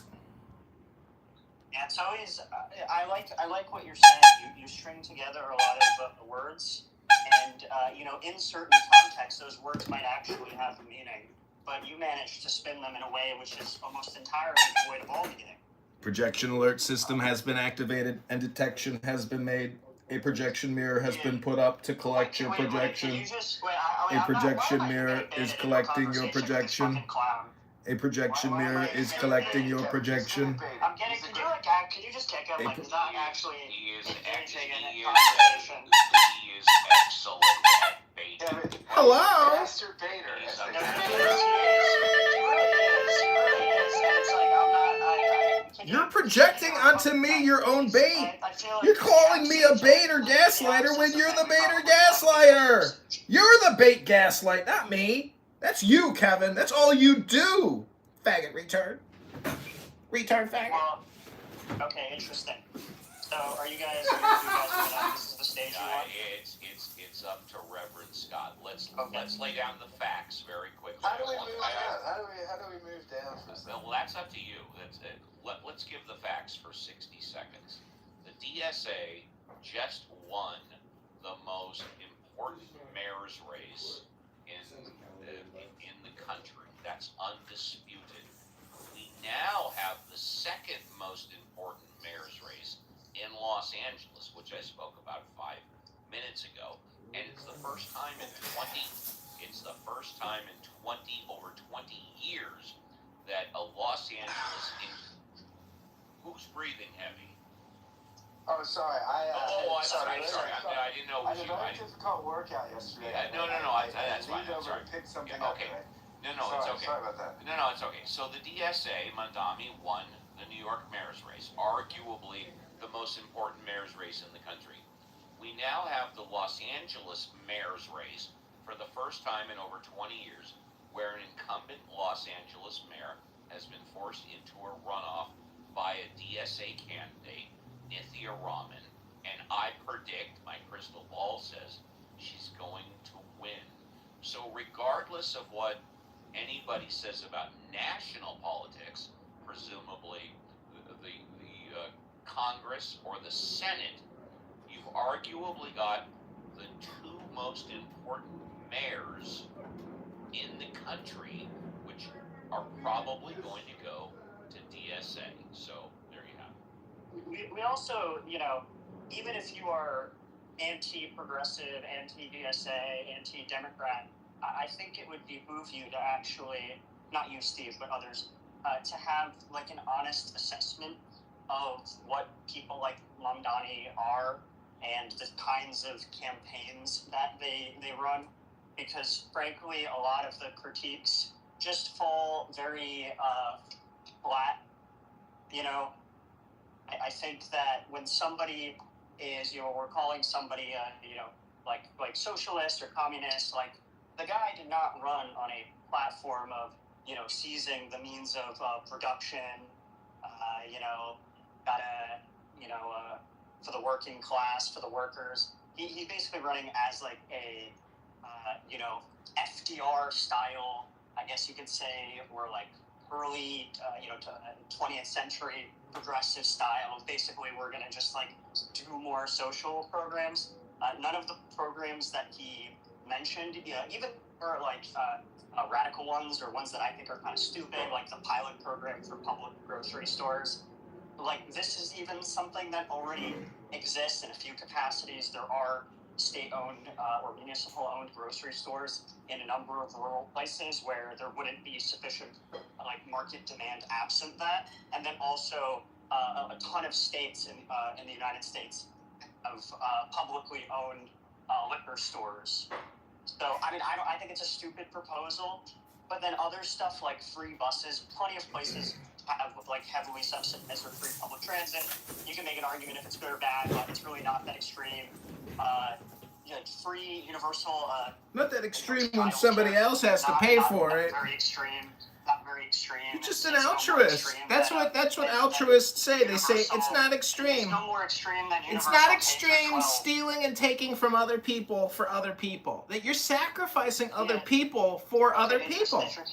Okay, interesting stuff. I'd like to hear a convincing argument as to why free pre-K is significantly more extreme than free K through 12. I'm going to give you a convincing argument why I think Nithya Raman, the DSA candidate for mayor of Los Angeles, is going to win. Last year, when the alleged killer of United Healthcare CEO Brian Thompson, was caught on film, laying in wait, and then shot this guy in the back, basically assassinated him, that the poll for voters 18 to 34 in America, registered voters, 40% of them said they approved of Mangione killing Brian Thompson, basically assassinating him, basically shooting him in the back. I was blown away. I couldn't believe Well, Steve, you gotta understand psychology. Look at Dillinger. Go on mute. Okay, can you tell McZed to also go on mute? That's your second warning. You're letting the troll stay on stage. Well, that's up to I'm not going to kick him. This is How Reverend do we Scott. remove someone from the stage? Kicking him would be anti-Semitic. But I will only take 60 seconds. If this were to have happened 50 years ago, there is no way that there would be a 40% approval of shooting somebody in the back, basically assassinating the guy in broad daylight. But you have a 40% approval of Mangione shooting Brian Thompson in the back in broad daylight. And this is why the DSA is going to start really taking over the political compass, pardon the pun, because this is what these voters think. They don't think like me. They Are you kidding me? Fucking retard. I don't know what the fuck I'm talking about. I'm an idiot. I'm a stupid fuck. I don't approve of assassinating people in broad daylight. But 40% of registered voters, 18 to 34, approved of what Luigi Mangione did. I don't want to be a pedantic, but would you mind sharing if you know do you know like the exact wording of the question by any chance? No, Okay. no. It's an excellent question. The answer is no. But if you take a look at the polls that came out 1 month after the murder, or the alleged murder, 40% of 18 to 34-year-olds approved of it. But the answer is no to your question. Okay, on that, I mean, I would first say I agree with you. I think it's absolutely disgusting that anybody would defend what happened. I think Brian Thompson is a much better person than Mangione ever was, based on and also that's just not how we do things here. That's like a very strong view that I have. It's like third world shit to me. With that being said, I think one thing we might be confusing here is that is like all the support for that is concentrated on the left wing, this is like an opinion you'd have if you're only looking at things through like the left-right spectrum. But if you are looking at it from the populist establishment thing, you're going to get a lot of people who are on the political right who are like not at all fans of the big insurance companies.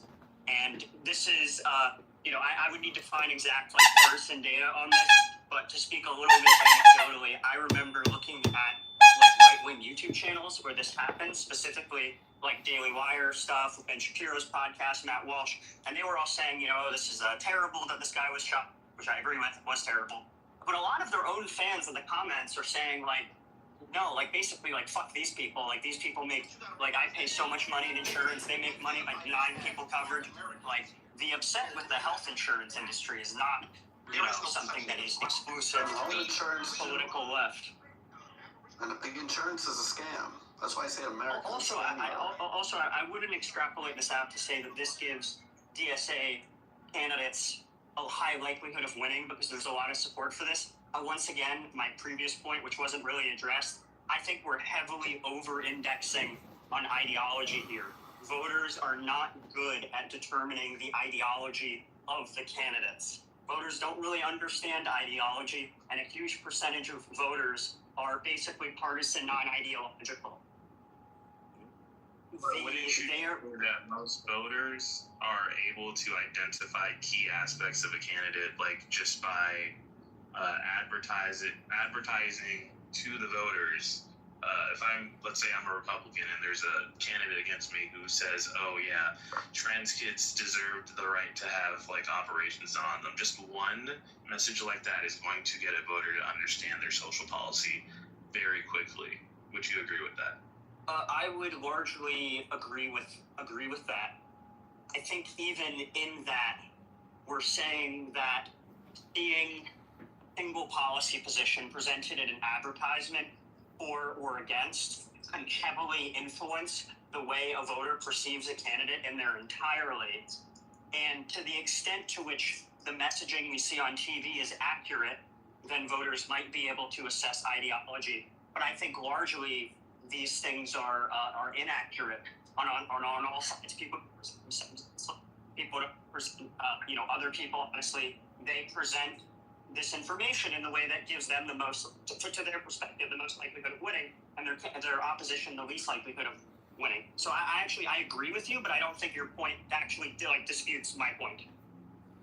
Your point is more so that, middle of the road voters, or just voters in general, are not as well versed in politics. When they see someone, they're more persuaded by their aura, their charisma, how they present themselves, and just the surface level aspects of them. But it's very true at the same time that regular voters also understand social policy, very surface level policies that can be, can be seen in everyday life often, whether it's economic or social policies, those can be seen in everyday life. So when someone's policy in regard to situations like that is exposed, it's a lot easier for the average middle of the road voter to say, yeah, I don't know about this guy.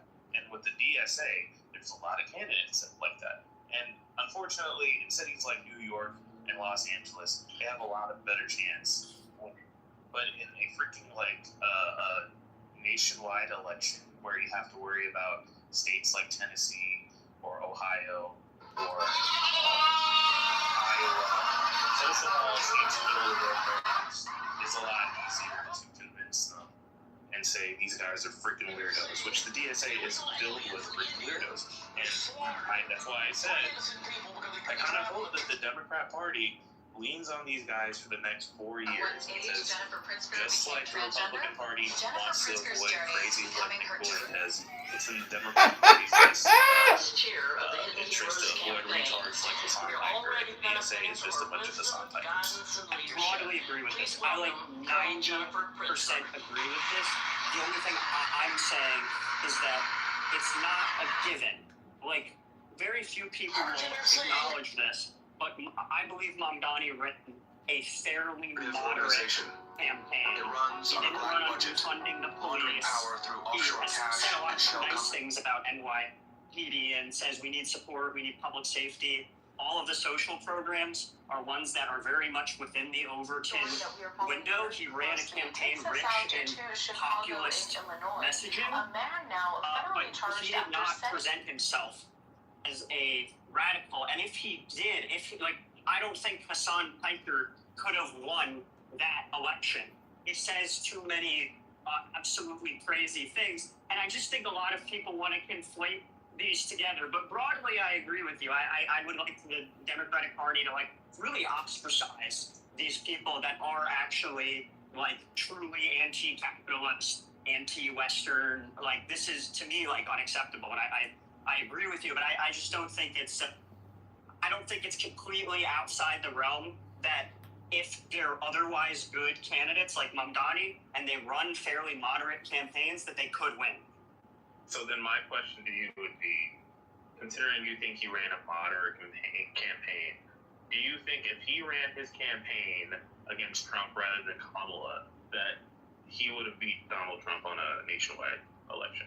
That's a tough counterfactual, but I think there probably is a solid argument just because of that populist establishment dynamic that I talked about earlier, that he would have done better than Kamala. He's also just way higher on the charisma index, and I think that's something that Kamala, which even you probably agree with, and I think that's something that Mamdani and Trump have in common is their really strong ability to just hammer on core messaging and to always redirect to the core message and the core policy objectives. With Trump, it was, that we're going to do tariffs, trade has been unfair, we're going to build a wall, we're going to do deportations, we're going to make energy cheap. Like, these are policy objectives. And I think Mamdani did a similar thing where he hammered home on the free childcare, free buses, I think Mamdani probably would have done better. I think you're looking at the fact that he did successful in a place like New York, and you're framing his campaign as moderate in comparison to how radical it could be, but you're forgetting just how radical it was on a nationwide scale. And if this was done in efforts to appeal to voters across the nation, he would have got swamped. He wouldn't even make it out the DNC primary. Let me ask you this: do you think that expanding K through 12 education to include daycare, do you think this is something that would be perceived by the vast majority of voters as like an extreme, unacceptable socialist position? Well, not necessarily, but that's not the only thing he advertised, obviously. Yeah, I think if he was running a national campaign, he would have probably picked different policy priorities. He would have chosen to pick different policies, of course, but he still would have his core beliefs. And when it came down to the question on how we would handle things that mattered during the 2024 election, like policing, attitudes towards immigration, he would have got absolutely fucking destroyed. I think it's hard. That's obvious. For me, he's calling ICE a terrorist organization. He's saying that he didn't want to outlaw the NYPD, but he's obviously got opinions towards police. But now we're doing a little bit of time traveling, because I think saying those kinds of statements about ICE today are very different than had he been saying those statements about ICE pre, the previous election and pre all of the ICE stuff that has happened. I did, like I said, you're asking me. Okay, that's great. You're asking me on anti-Israel. Okay, you're asking me a By counterfactual. the way, De Blasio ran on universal child care as well. It's one of those things that they offer all the time. That was basically De Blasio already provided it, by the way. These were empty promises that are unlikely to be fulfilled. I don't think you're... Wingnut. Okay, it's fine. I don't... Dope, the last thing I'll say is I don't really think the counterfactual can be answered, because I don't know what a national Mamdani campaign would look like. What I can say, though, is that I do think a very progressive person with his level of charisma and messaging could potentially do very well, despite being on the further left end of the political spectrum. Because I really do think charisma and messaging and policy selection are like that important. Well, that is true, but the window, the Overton window of U.S. politics has not shifted so radically that the positions that Mamdani advertises will be appealing on a national scale, regardless of his charisma. That's my point. Yeah, but those are, I think also, I don't think it's fair to assume that he would have picked, it's very unlikely that somebody running to be mayor of a city would choose the same policies to run on if they were running to be president of the country. I don't know. I would have to see but if I could imagine, let me just give an example. If I can imagine Mamdani running on, I'll just scale the policies up, doing a large build out of U.S. public transit, of doing universal child care, wanting to do something on health insurance, some sort of public option or large scale ACA expansion. I do think you can win on this platform. Now, he's not running on seizing the means of production, buying up large shares of expanding healthcare. Yeah. Why don't, with all due respect, very quickly, why don't we get realistic? He's not eligible to run for president. So how about if he's successful and New York. He runs for re-election. Mondani is what, 35, 36 years old? He was born in 91, right? He's 35 years old. He runs for re-election. He gets elected for a second term as mayor. That takes him to 44, 45 years old. And then he runs for United States Senate. And then he gets elected by New York as a senator. Let's get real. Communicate these plans to the local rabbis. The whole point of this is to show that the DSA is grabbing a foothold of the Democrat Party. Not to the extent where they're taking over, obviously, but they're getting more influence. And my entire point was, if there's more Mamdanis, the DNC is cooked. And I kind of want that to happen. I think that there are going to be more Mondamis. However, I question whether or not the Democratic Party is cooked. But I completely agree. There's going to be more Mondami. Yeah. I mean, you could disagree on the level of which they'd be screwed. But I'm saying that, Kevin was saying, if Mondani ran nationally, he'd have different ways to appeal. But when push comes to shove, he's still going to have to answer on the core issues that Americans care about. And how he handles those issues is different from how a lot of Americans would like to. I completely agree, but the fact of the matter is he can't run nationally. It was a hypothetical. But when we talk, I understand, but when we talk about more Mondamis, let's get real. We've got Nithya Raman in Los Angeles, who I predict, and obviously my crystal ball could be wrong, is going to become mayor of Los Angeles at the end of the year. There's your next Mondami.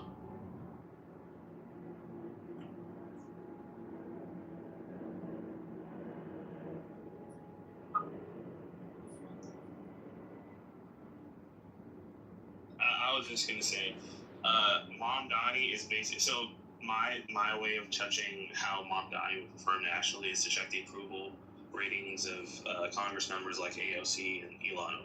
That's my point. But I guess I'm saying that the personality thing is so unbelievably strong, it's really hard to even make those kinds of comparisons.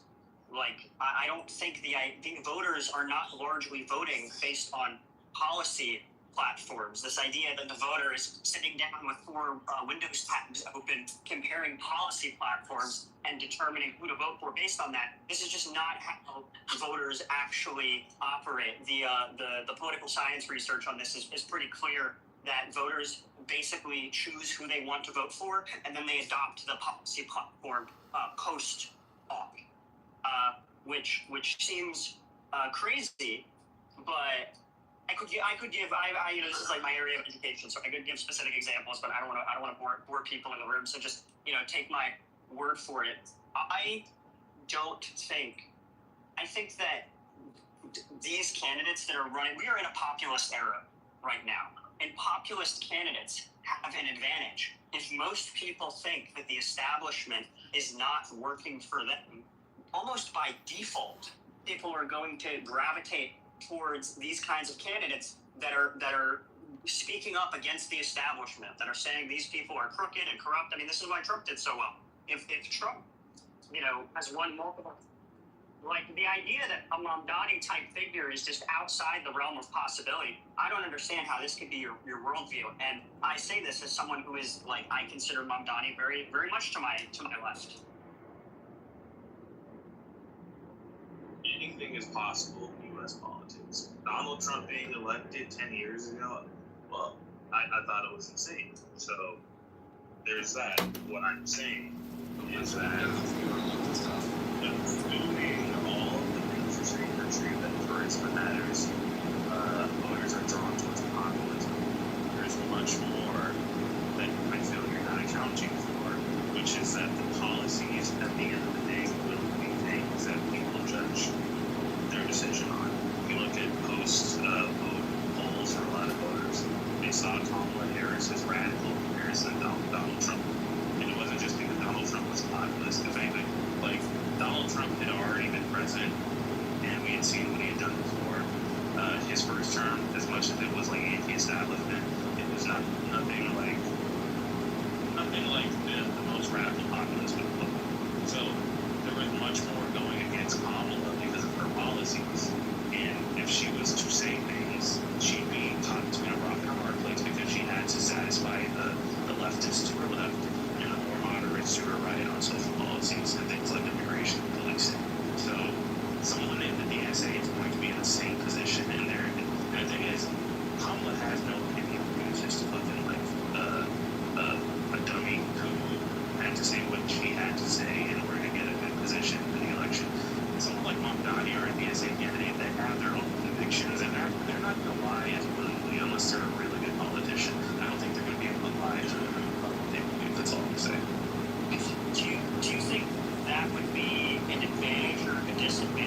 I think one of the things that there was a lot going against Kamala in the election.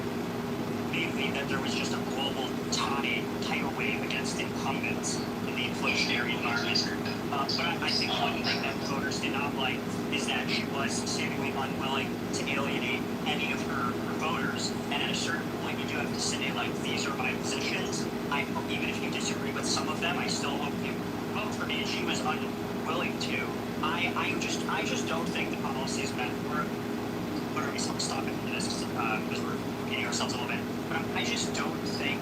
I think the gulf between perception of radicalism and what the actual policy positions are, I think that these things can map onto each other, but they certainly don't. I think Obama was perceived as being far more radical than he actually was. I think he was a fairly moderate candidate and president in the scheme of things, yet he was constantly called a socialist and a communist.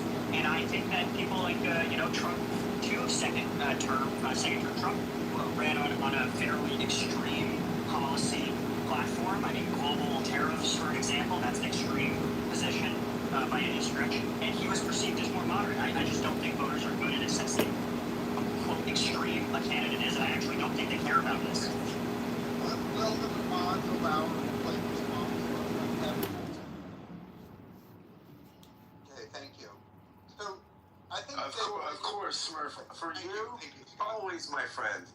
Thank you. So, I think that, first of all, Trump's mannerisms and his demeanor and his ethics are revolting to all highly educated people. So if you survey everyone in America who has a PhD, they will throw up at the mention of Trump just because he just rubs people the wrong way with his demeanor. However, when you poll people about his policies, when you don't name them as Trump policy, when you say to people, hey, imagine a candidate that's running on this, are you in favor? People, the vast majority of Americans are actually in favor of his policies. Now, the retarded, woke, white leftists on Clubhouse always disagree with me, but I have proof that I am accurate. So, at one of the universities, they ran a debate, but they ran the debate in a very clever way. They had a woman who presented Trump's own words, okay, in a soft-spoken female voice. So she said, I want to whisper that we need to deport all the illegals. And I want to whisper that we need to ban trannies from the schools. And this woman, this female candidate, said and this is verbatim, his exact words. And then they had a man who pushed Hillary's policies. So you had a male actor saying all of Hillary's stuff, and you had a female one. And then at the end of the debate, they asked people, who would you vote for in an election? The female Trump, the woman who was speaking Trump's policies, won in a landslide with both men and women. So I'll land my plane here because I want to hear from every fucking person on stage. The retarded woke leftists believe Trump keeps winning and winning and winning because his personality appeals to the working class. But it's just not true. It's just bullshit. He's winning in the peer-reviewed study that I just said, which every fucking person in the room could Google, proves it. I'm done speaking. Thank you, Smurf. Always a pleasure. And please visit us at Uncle Steve's room on the weekends. Uncle Steve, by the way, just a free plug. Uncle Steve hosts 2 great rooms. On Saturdays, Ask Uncle Steve from 7 a.m. to 10 a.m. Pacific Standard. That's 10 a.m. to 1 p.m. Eastern Standard. And Sundays, Ask the Atheist. Again, 7 a.m. to 10 a.m. Pacific. 10 a.m. to 1 p.m. EST, where I am the best weekend show on Clubhouse. It's amazing. And please, if you don't go there regularly, come attend. It's fantastic. And Smurf attends, as does Caleb and Marshall and others. It's wonderful. Uncle Steve, you want to plug your room at all? Fuck that. You took the words right out of my mouth. We hope that all of you will attend. We're going into our 6th year. So if you're not doing anything on Saturday and Sunday from 7 to 10 a.m. Pacific Standard Time, 10 a.m. to 1 p.m., Eastern Time, please join us. Everybody's welcome.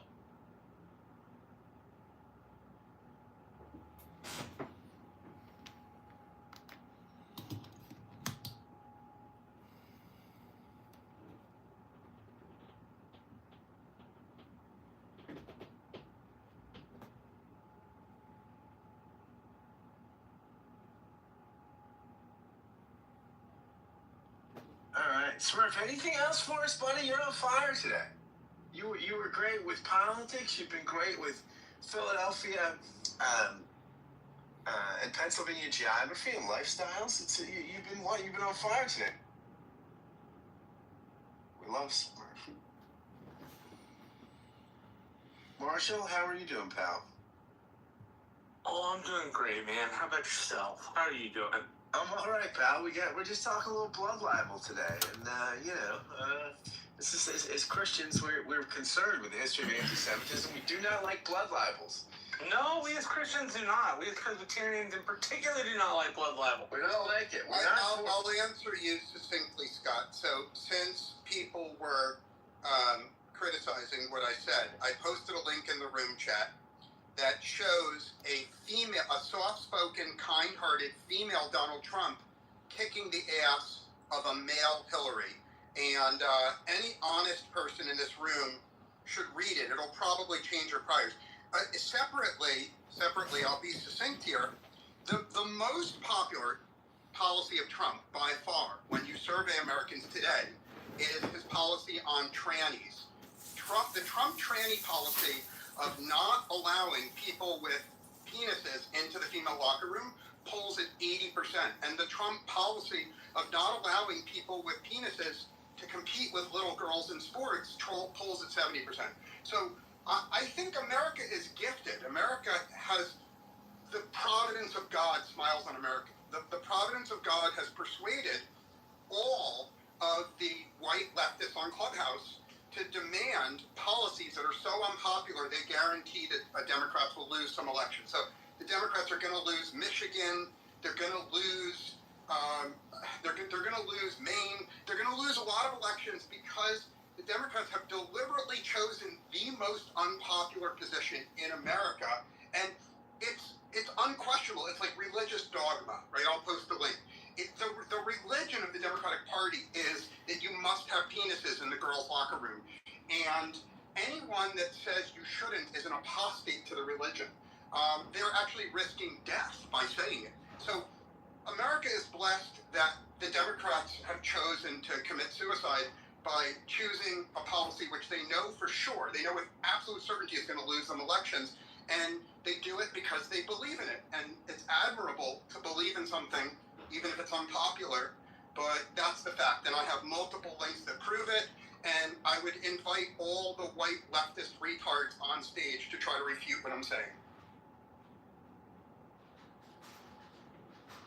I'm hoping I'm not in that category of leftist. I'll just say, what an invitation. Why all the white leftist retards come engage me in a conversation. That's really, really wonderful. I think he's one of your people. I think he's one of the tribe with that. Yeah. So what? So what? Just saying. Yeah.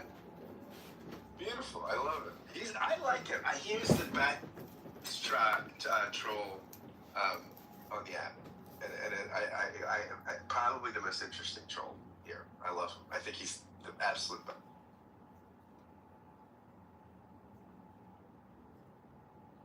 Sorry, I don't know why I pointed that out. Yeah, maybe I don't think it was a blood libel, but maybe it was problematic.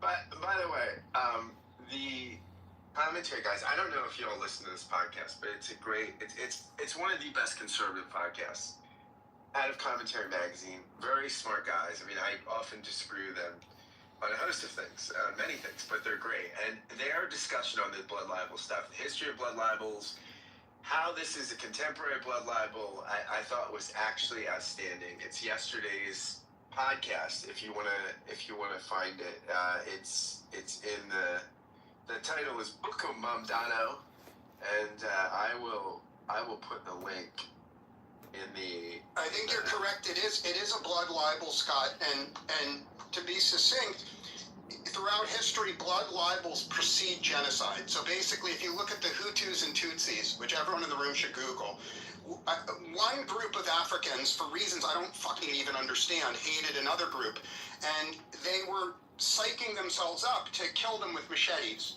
And the first step, you see, because most people are good and honest, most people will not agree to participate in mass killing unless persuade them that it's justice. So no murderer in modern history has gone before his people and said, we must kill these people because they're weaker than us. We're strong, they're weak, so let's kill them. That's not how it works. There has to be an invented grievance. So in Africa, in this case, the Hutus and Tutsis, they invented some totally fake blood libel, exactly the same as the blood libel that Mondami has invented. They had the radio stations transmit this blood libel. And then after they transmitted for a few weeks, then they said, okay, we're going to go gather machetes. And no one in the room may remember it, because maybe I'm older than the other people in the room, but because of this blood libel, they motivated people and they hacked 900,000 people to death with machetes. 900,000 people. And obviously, this was a true genocide, but all the liberal retards in this room who claim that there's a genocide in Gaza, right? They didn't give a fuck about the genocide in Africa. You know why? Because they didn't give a fuck about the genocide in Africa because they couldn't blame it on a group they hate.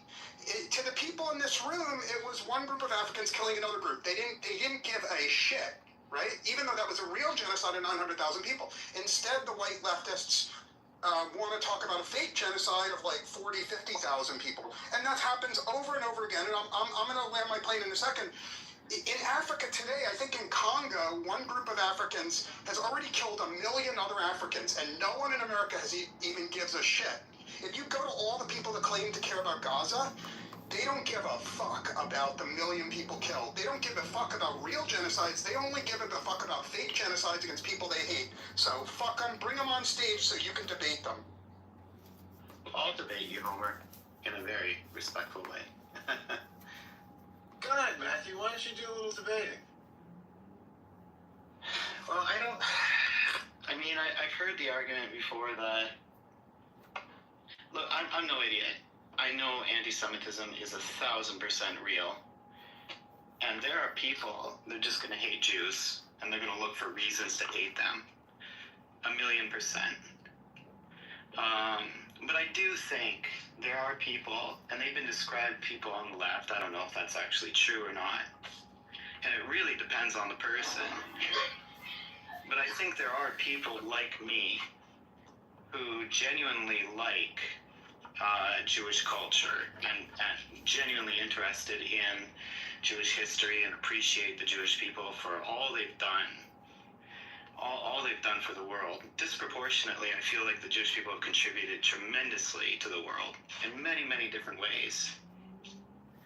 At the same time, I think it's perfectly plausible to not be anti-Semitic whatsoever and to criticize some of the things that Israel has been doing. I realize that that Israel has a very, it's you can't compare it to the United States or Canada with our giant oceans on either side. Israel has a very small margin for error. It's basically landlocked. I mean, it is against the ocean, but it's pretty much a wall, and it's surrounded by cultures and people that don't always appreciate it, to say the least. However, I do think what happened in Gaza it is atrocious. I think it is horrible. And for those people who say, there's different standards set for Israel than, for example, places in Africa, I do agree with that as well. I agree with that as well. And if I were Jewish, it would be very difficult for me to split the difference between people who are not anti-Semitic, but who don't like seeing terrible things going on, and people who just want to find a reason to hate Jews. So I understand, from the Jewish perspective, from being picked on since the beginning of time,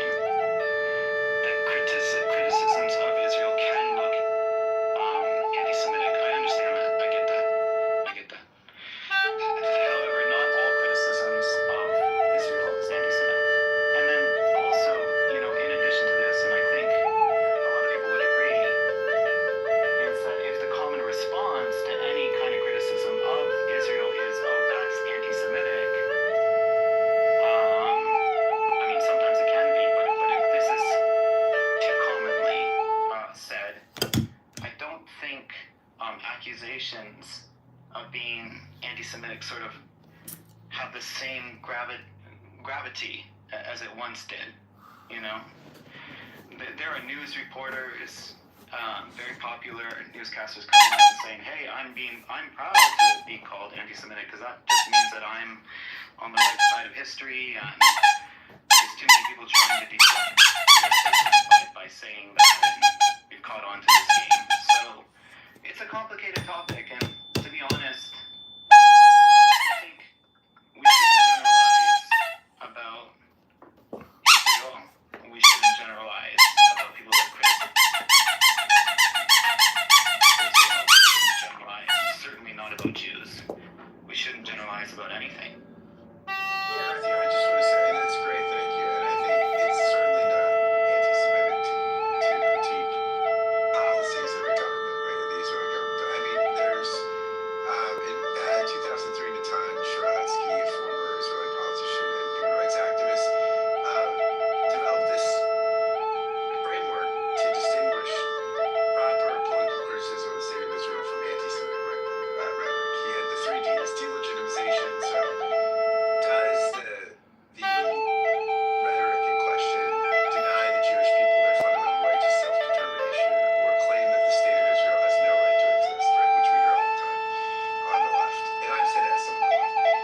Demonization, portraying Israelis or Zionists as inherently evil, malicious, or subhumans, comparing Israeli policies directly to Nazi Germany, which I've seen done a lot lately, and 3 double standards, applying selective, harsher moral scrutiny to Israel while ignoring identical or far worse human rights abuses committed by other countries.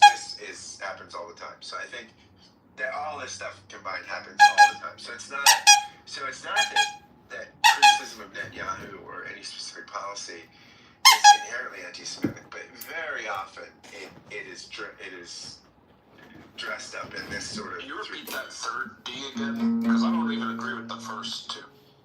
Yeah, the 3 is double standards. So applying selective, harsher moral scrutiny to Israel while ignoring identical or far worse human rights abuses committed by other countries. So you don't hear the left talking about killing of Christians in Nigeria. You just don't hear. I've never seen. There were no student protests where Iran killed tens of thousands of people over the weekend.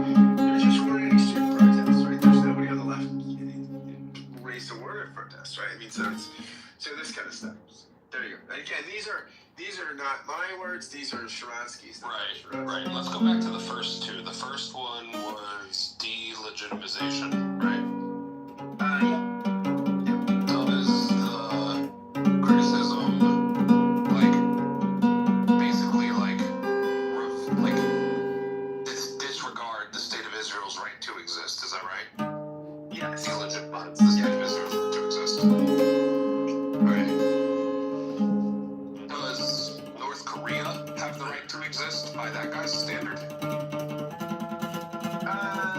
question. I mean, that's a good question. I don't know what his views are on North Korea. But because if the answer is no, then that guy is inherently creating a double standard himself, which now goes to automatically discredit these 3 Ds, or at least the first one. You would agree with that, Scott, right? I think what he's saying, and you know what, Caleb would be able to speak to this because he probably knows this stuff inside out much better than I do. But I think he's saying that or within reason, I would say there are other liberal democracies. No. Just stick to the point. You understand what I'm saying, right? Well, I mean, there's fun, right? Where's fun? I think part of there are other liberal democracies, which Israel is one, who have injustices and commit acts which we are, would find problematic and consider really problematic. We don't say because of that these states shouldn't exist. So I mean, out of liberal societies, that's a really good question. I don't know. Caleb, can you speak to this at all, Caleb? Well, can you answer the question though first, Caleb? Does North Korea have the right to exist the same way that Israel? So I'll say it like this. Adam said something in the chat, which I disagree. States don't have the rights to exist. They have the rights to self-determination.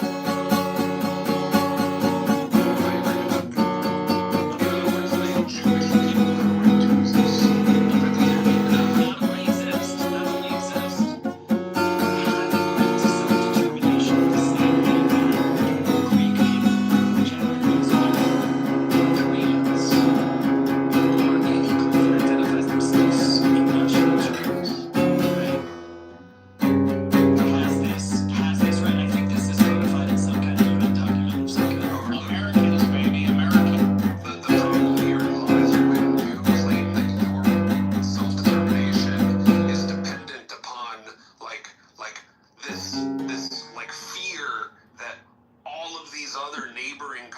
and people around you just inherently have it out for you, and that you must basically eliminate those threats at all costs, at any costs. And then those other people are like, well, they have it out for us because they think that we have it out for them, so we must also fight back and eliminate that threat at all costs, at any cost. What we have here is a failure to communicate.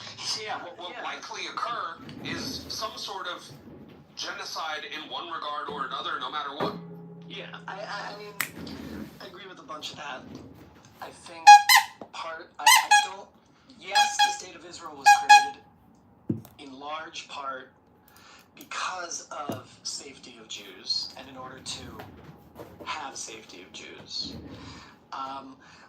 But the national identity of the people of Israel, of the Jewish people, did not begin with that phenomenon. That is an old, centuries or thousands of years old identification that we had, way that we self-identify. I think that's really important to mention. So, look, modernity promised the Jews safety in majority societies. They lied. And that's why we need a state of Israel. Why did the State of Israel have to be where it is? Where else are you going to put the Jews? The most natural place for the Jews is in the place where our civilization and culture originated. Or maybe it would have been where the largest political congregation of the Jews that were lobbying for the creation of the nation state of Israel already lived, which was in the West Europe, the Western Europe area. So maybe perhaps But they weren't looking for a sovereign European country. Maybe perhaps after, they weren't looking for a sovereign European country is partially what I'm getting at. Why not? They already lived there. They didn't, because that place was hostile to them. Well, so is this place. In fact, this place is so hostile to them that they deem it necessary for them to be hostile to everybody else in response. Okay, so there is an argument there. I think there is an argument to say there that regionally speaking, as far as a neighborhood goes, yes, they put the country in the neighborhood in a neighborhood that was already antagonistic. But here's the thing, for a long time. Hold on, hang on. I think that's fair, right? There also was a resistance to even the presence of any kind of Jewish political entity there. Right? So it's not, I don't think it's only about the Jews or the Zionists choosing a different place. But it was, you have to understand philosophically about Zionism and philosophically about Jews for 2,000 years. There you go. This all goes back to a religious philosophy. It's not a religious thing. No, it's not a religious thing. For thousands of years, the people amongst whom we lived told us we were from Palestine. That's what they told us. You don't belong here because you're not from here. You're from that other place over there. And what happened to all of the people that were living where the state of Israel already is in Palestine when those Jews decided to move back to that Palestinian area? You're absolutely right. They still live there. They still live there. Yeah, they actually do still live there. But look, Florida, I agree that my self-determination should not come at the expense of somebody else's, or be accomplished through criminal means. Okay, I agree with that. Okay, and it's also the case, right? I just want to push back on the religion thing. They told us we weren't from Germany. They told us we weren't from England. They told us we weren't from Morocco. They told us we were from Palestine. And then we go back to Palestine, and they tell us we're not from there. This is a problem. I just wanted to make the point that there's countless ethnic minorities all over the world who don't have their own state / right to self-determination. I don't believe such a right exists. I mean, people can fight for it, right? They can fight for a state, but you have no inherent right to have a state. Nobody does, right? If that was the case, there's a whole bunch of states that don't exist anymore. Yeah, and this is not something we don't believe that Catalans in Spain have a right to a state. If they decide that they want to have one, going to be able to carve out the territory of Spain and get one. That's not going to happen. Right? Native Americans have no state in the United States. They're never going to get one. Right? It's not going to be a thing. I don't buy this for even a second. There's all sorts of the borders in all of the sub-Saharan African countries. None of them recognize rights of statehood to various ethnic groups in any of those countries. Right, so no, people do not have some inherent right, which we recognize across the board for all peoples to be able to self-determine. Because if you do that, it just like devolves into like it's a never-ending cycle of like splitting up of states. Every individual Yeah, but I think what we see, I think the whole principle of international law kind of rests on this idea of territorial national sovereignty, self-determination. Once you're a nation, and you get to control that, and there's no empires anymore, right? And what have we seen? Lots and lots and lots of new nations formed. Last 100 years, most of the nations on the planet are new in the last 100 years, right? Because of this exact idea in modernity. So, wait, before you guys keep going down this road, Khaled, I engaged with you in this rhetoric that you chose to, like, respond to me with, but you never answered my question directly nor succinctly, and I'm just going to repeat it again. Okay. Does North Korea have a right to exist in the same way that Israel? I think so. Do you really think so, or are you only saying that to try to be like ideologically consistent for the purpose of an argument? I mean, I appreciate the question, but yeah, I think so. I really do think so. I think Koreans are a nation. Yeah, like Chinese are a nation, and Japanese people are a nation, and Jews are a nation. Okay, well, did we apply this same level of ideological consistency to the nation of Korea before it was split into two Koreas? The split maybe doesn't have to do with that. Look, the split is about something else.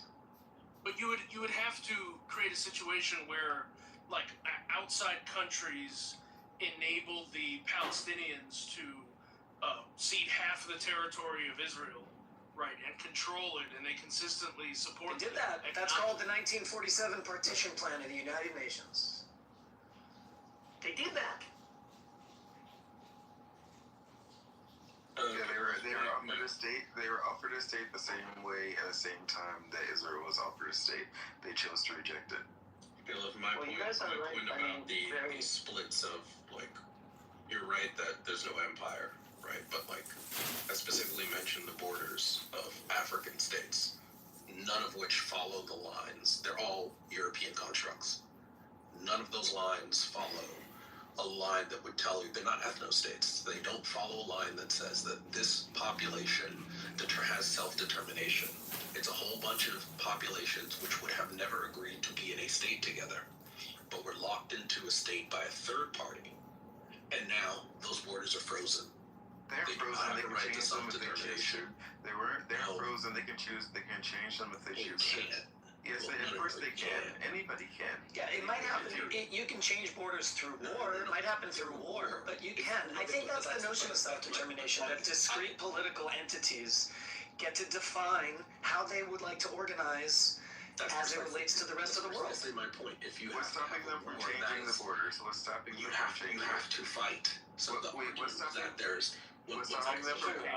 One second. The argument. They don't have to fight. They can make a decision. The argument was that self-determination is this right, which inherently means that you don't have to kill people. You shouldn't have to kill people. Like, it should be recognized by international law that you should just be able to do this thing. But in fact, the only way you get this sort of thing is by killing people, which means it's not really a right? It's force, and it's fine. Like, I'm just saying that I don't believe in this idea that there is some inherent right to a state. It's all force, all the way down. There's a tremendous amount of danger. You gentlemen are absolutely right. There's a tremendous amount of danger in the balkanization of the world, right? Where my grandfather's from, literally times, right? Former Yugoslavia. When an empire collapses, it's funny because the creation of modern day Yugoslavia and the creation of Israel, Palestine, Lebanon, all these areas, they're all basically the breakdown of, the Turkish, the Ottoman, and the British empires. They come with a massive human cost. Nobody can deny that, the balkanization of the world. And if every group of people in the world has a right to, self-determination, then essentially what we're saying is that people have the right to fight, and the world has a right to be a very bloody place. I kind of agree. I mean, that's literally the way it was before. That's Oh yes, literally yes, the yes. way it was No. before, man. This is. I'm just describing the way the world is, right? Yeah. So if the Quebecers wanted to separate from Canada, according to this line of logic, of course they have a right, and they would fight. And so basically, if we say people have the right to determination, then they have the right to fight and die. They do. I just want to say, just one sec, real quick.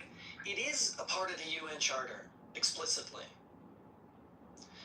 So you might be right on the analysis, okay? But the world, at least as part of the UN, has decided that the idea that only you and your group get to decide what kind of government you have,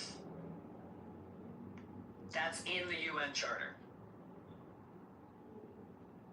Right. So the question is not one of does the nation have self-determination. America never signed on to that, so we don't respect that for a second, right? We'll go into your country. America's not a signatory to the UN Charter. We will go into your country at any time, and we will destabilize your government. You do something that we don't like. I mean, we've overthrown like democratic governments in our hemisphere. Yeah, we're signatories to the UN Charter. We're not signatories to something called UNCLOS or the United Nations Law of the Sea.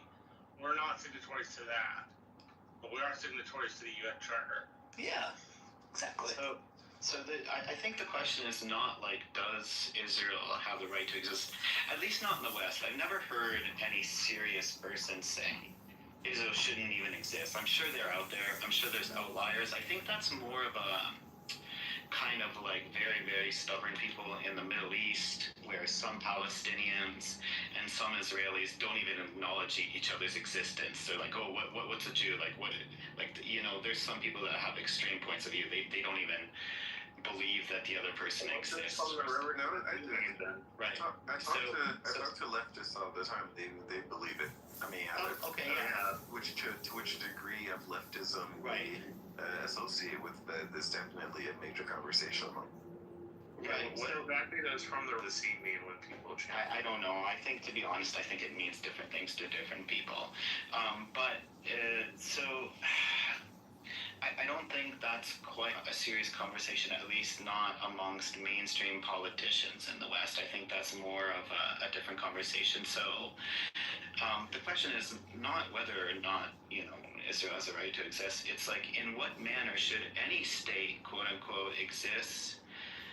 And then, of course, every other state has North Korea has the right to exist, of course, but I don't think any of us would say the way that it exists now is ideal, right? I mean, it would be a better place if everybody there lived awesome and happy lives and it was a high trust society, right? So I don't know. I mean, if you want to put aside the idea, does Israel have the right to exist or something like that, that's one conversation. But then, in what manner should any country ideally exist? Maybe it's just we're speaking past each other's and speaking past each other. I think so.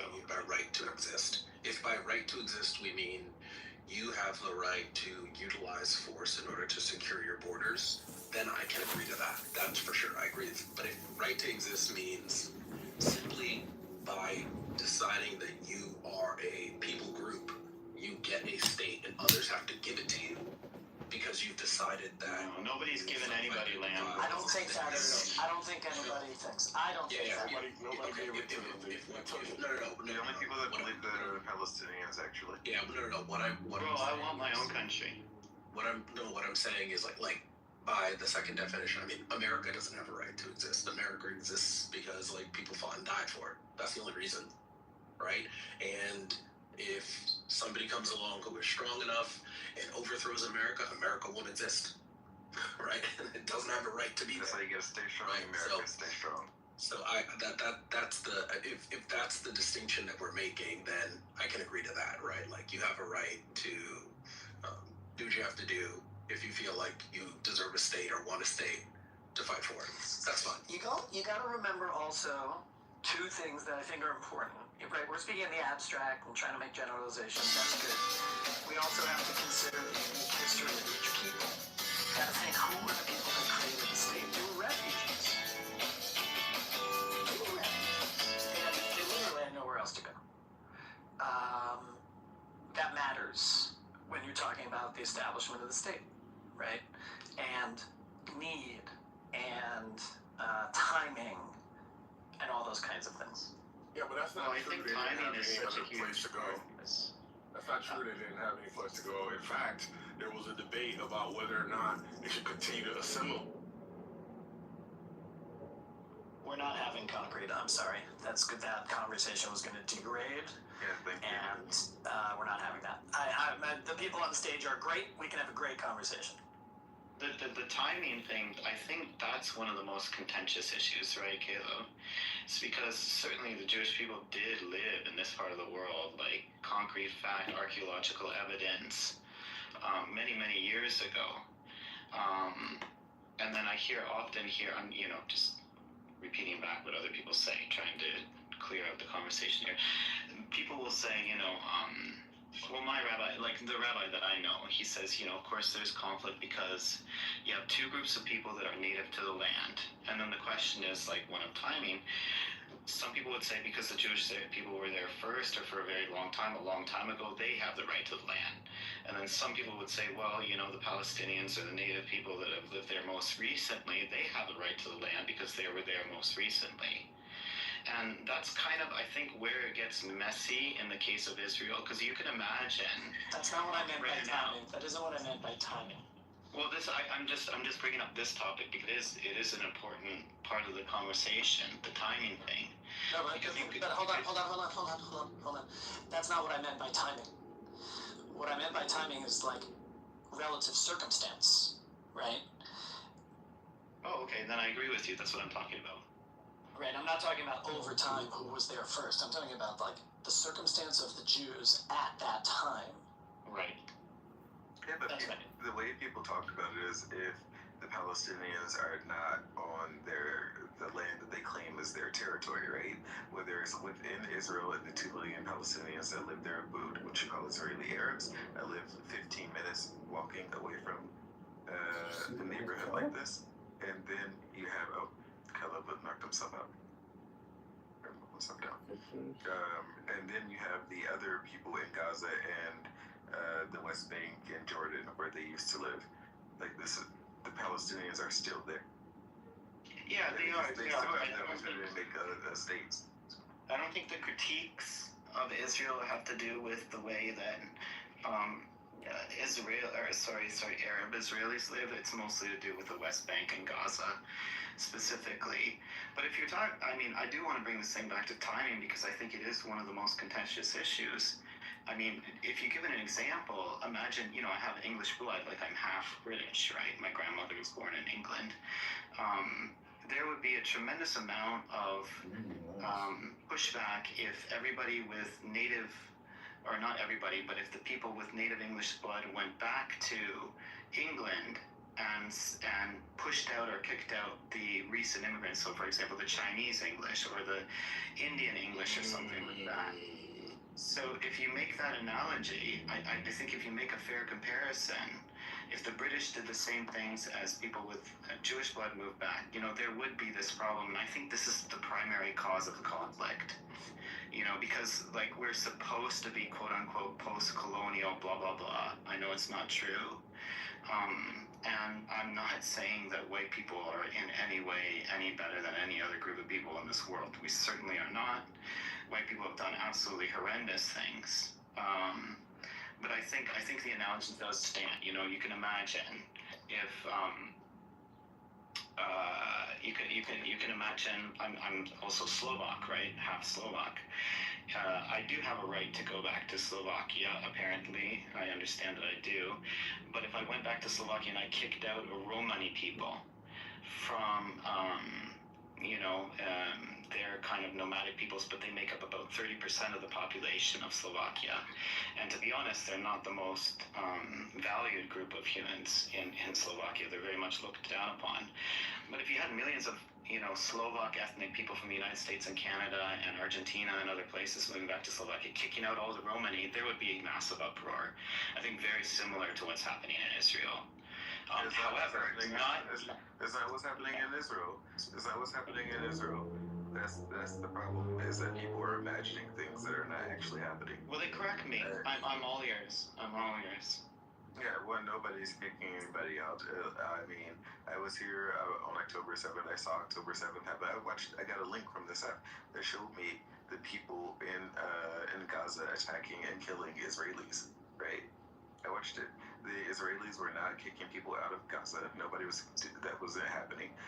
As a matter of fact, 20 years ago to this year, if I'm not mistaken, a situation called Gush Katif happened where they removed Jews from Gaza and told the people who wanted to move there, they said, you can move here, you'll become Gazan citizens, you can stay in Israel, and you can stay Israeli citizens. People chose to move to Gaza. They made that decision, and then they had elections, and those elections facilitated the process that created what Hamas is. Hamas was already created, but led to Hamas being their leadership. Nobody's kicked them out. You do have people who are settlers, like a minority group in the West Bank, that are problematic. But even the Israeli government says they're problematic, right? Like I'm in a group that talks about Israeli news in Hebrew. They talk about those settlers, but they make up 1% of the population, more or less. So, but nobody's kicking Israel. Nobody's kicking Israeli Arabs out of Israel. Like there is no. What you're saying is it's not. Right. So I'm glad you brought that up because this seems to be the point of view, in the West. And if what you're saying is absolutely true, then man, Israel has a massive PR problem that it needs to correct, or somebody needs to correct it, because they're either,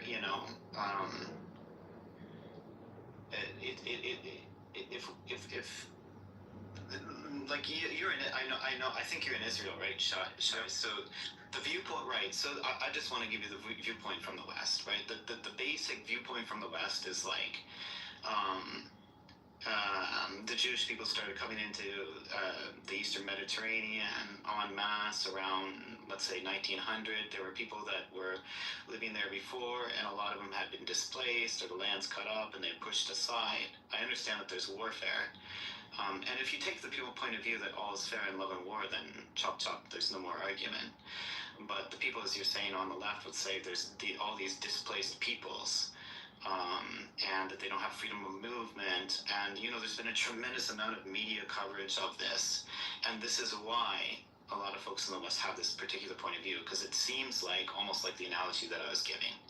Right, it does seem to a lot of Westerners that it's like, imagine I move back to Slovakia or move back to England, and then I kick out the new, let's say kick out all the non-English because, we want a pure British blood society that stretches back 3,000 years or something like that. So that's kind of the extreme.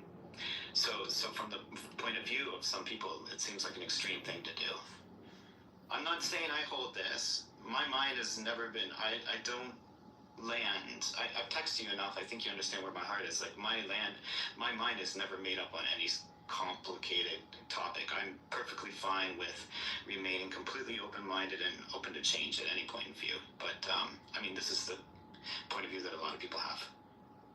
Yeah. So before 1900, there were already about 300,000 Jews living in the Ottoman Empire area, maybe a little more, depends on how we're counting.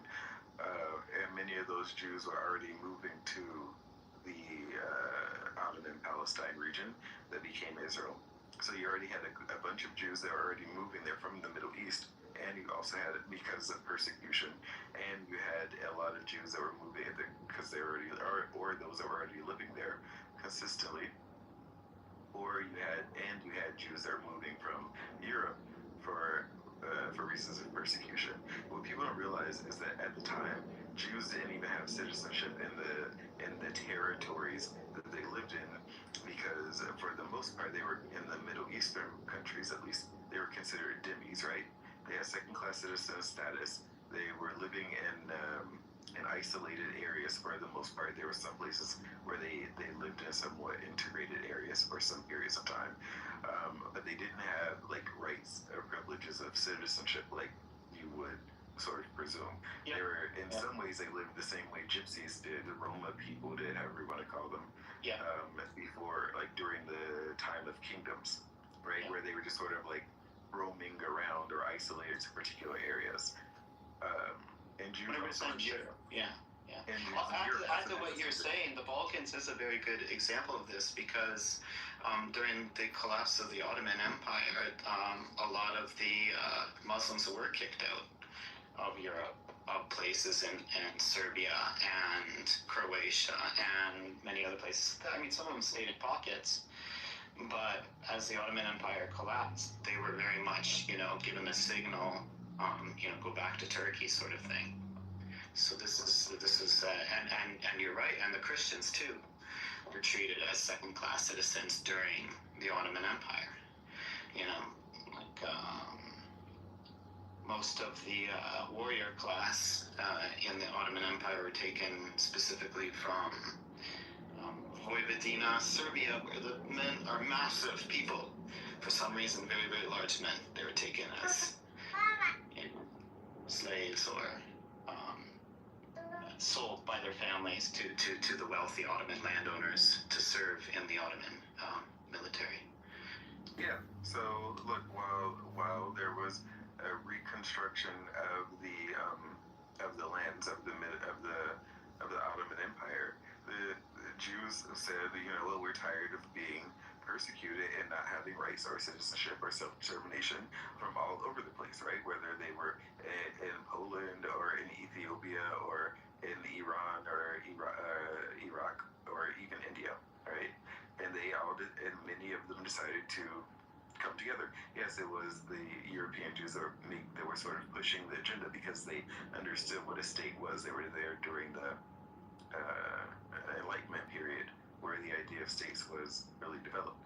But right, which brings and your whole thing it brings up another point of contention, right, in the argument, which is another important point, because a lot of people in the West, I think particularly people who have anti-Semitic slants, would say, look at how badly the Jews were treated. How could they treat people the same way they were treated? How could they make other people landless and push them around? But they did it. Right. Okay. Yeah.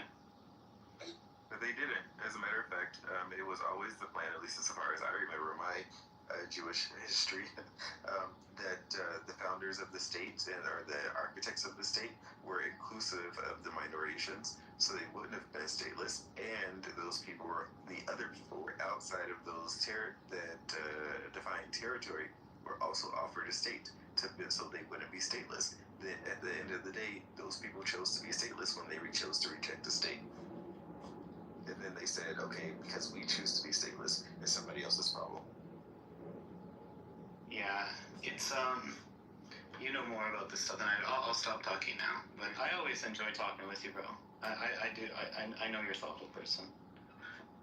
Okay, so everything that has been said is smart and erudite, but it's just very surface level. Let's get to the heart. If you'll indulge me, let's get to the heart of what's going on. The white leftists don't give a fuck about the Palestinian people. What white leftists want to do is make powerful people feel guilty. That's the common theme. The proof of it is just look at what's going on in Canada right now, right? They're fucking Palestinians in Canada. The issue in Canada is the white leftists on Clubhouse have invented a blood libel that says that white Canadians gathered up Indians and murdered them, and there's mass graves all over Canada. Now, I know this sounds retarded, but that is what all the white leftists in Canada say. There's mass graves. And so the white leftists went with like ground penetrating sonar, and they spent all this fucking money, and there are no mass graves. No one could find them. But you know what the white leftists said? Anyone that denies the existence of a mass grave is a Nazi piece of shit, and we're going to put them in prison and anally rape them. And so in Canada today, if you say what I just said, if you said white leftists have invented a blood libel and there are no mass graves, I will be put in prison in Canada and anally raped. Now, every fucking... Oh, that's not true. Please let me finish. Please let me finish, Matthew. I didn't fucking interrupt you. So close your fucking mouth, okay? You could do this funny thing called telling the truth, Marshall, which you're not doing. Shut your hole and let me finish, and then you can kick me I'm good, bro. I think you should tell the truth. Marshall. I think you should tell the truth. I think you should tell the truth. Close your mouth. And you're not telling the truth. You are a piece of shit. It's not that difficult. I think you should tell the truth, and you're not telling it. I will tell the truth, and I'll go there. I'll tell the truth, and I'll go to the audience, and you'll see Marshall is lying. Okay?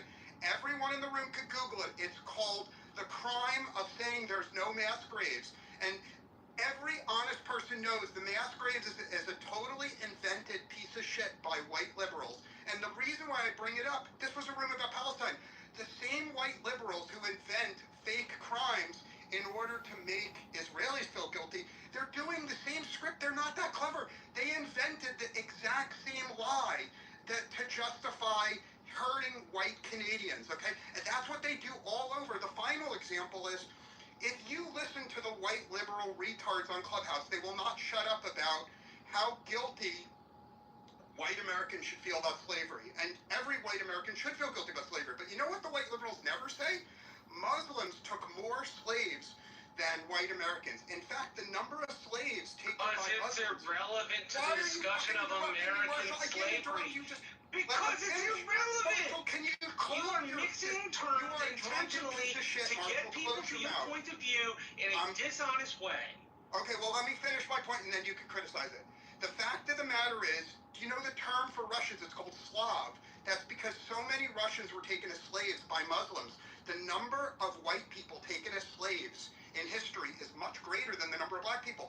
But the white liberal retards never say it. You know why? Because they want to make you feel guilty. They don't want to tell the truth, when the reality is Muslim people went to Russia, they went to Ukraine, they took so many slaves and they castrated them, and no one talks about it, because the agenda of every white piece of shit liberal on Clubhouse, without fail, is to make you feel guilty for shit you shouldn't feel guilty about. So fuck them, and Marshall can kick me out like he always does, like a fucking pussy. I never kick you out. Don't lie. Can I address this? I'd like to. Marshall, yes, you're the law. Yes, I'm the Canadian. A difficult time. Yeah. Detecting Let me address any this lies, here. and that's Just a second, Mando. So, first of all, I don't think it's an. Look, history is long enough, and if you study it deeply enough, you'll find that no single group of people is 100% innocent, and no single group of people is 100% bad. First of all, I think we should view ourselves as individuals. I don't feel guilty for fucking anything my ancestors have done. I don't feel guilty for anything my father's done.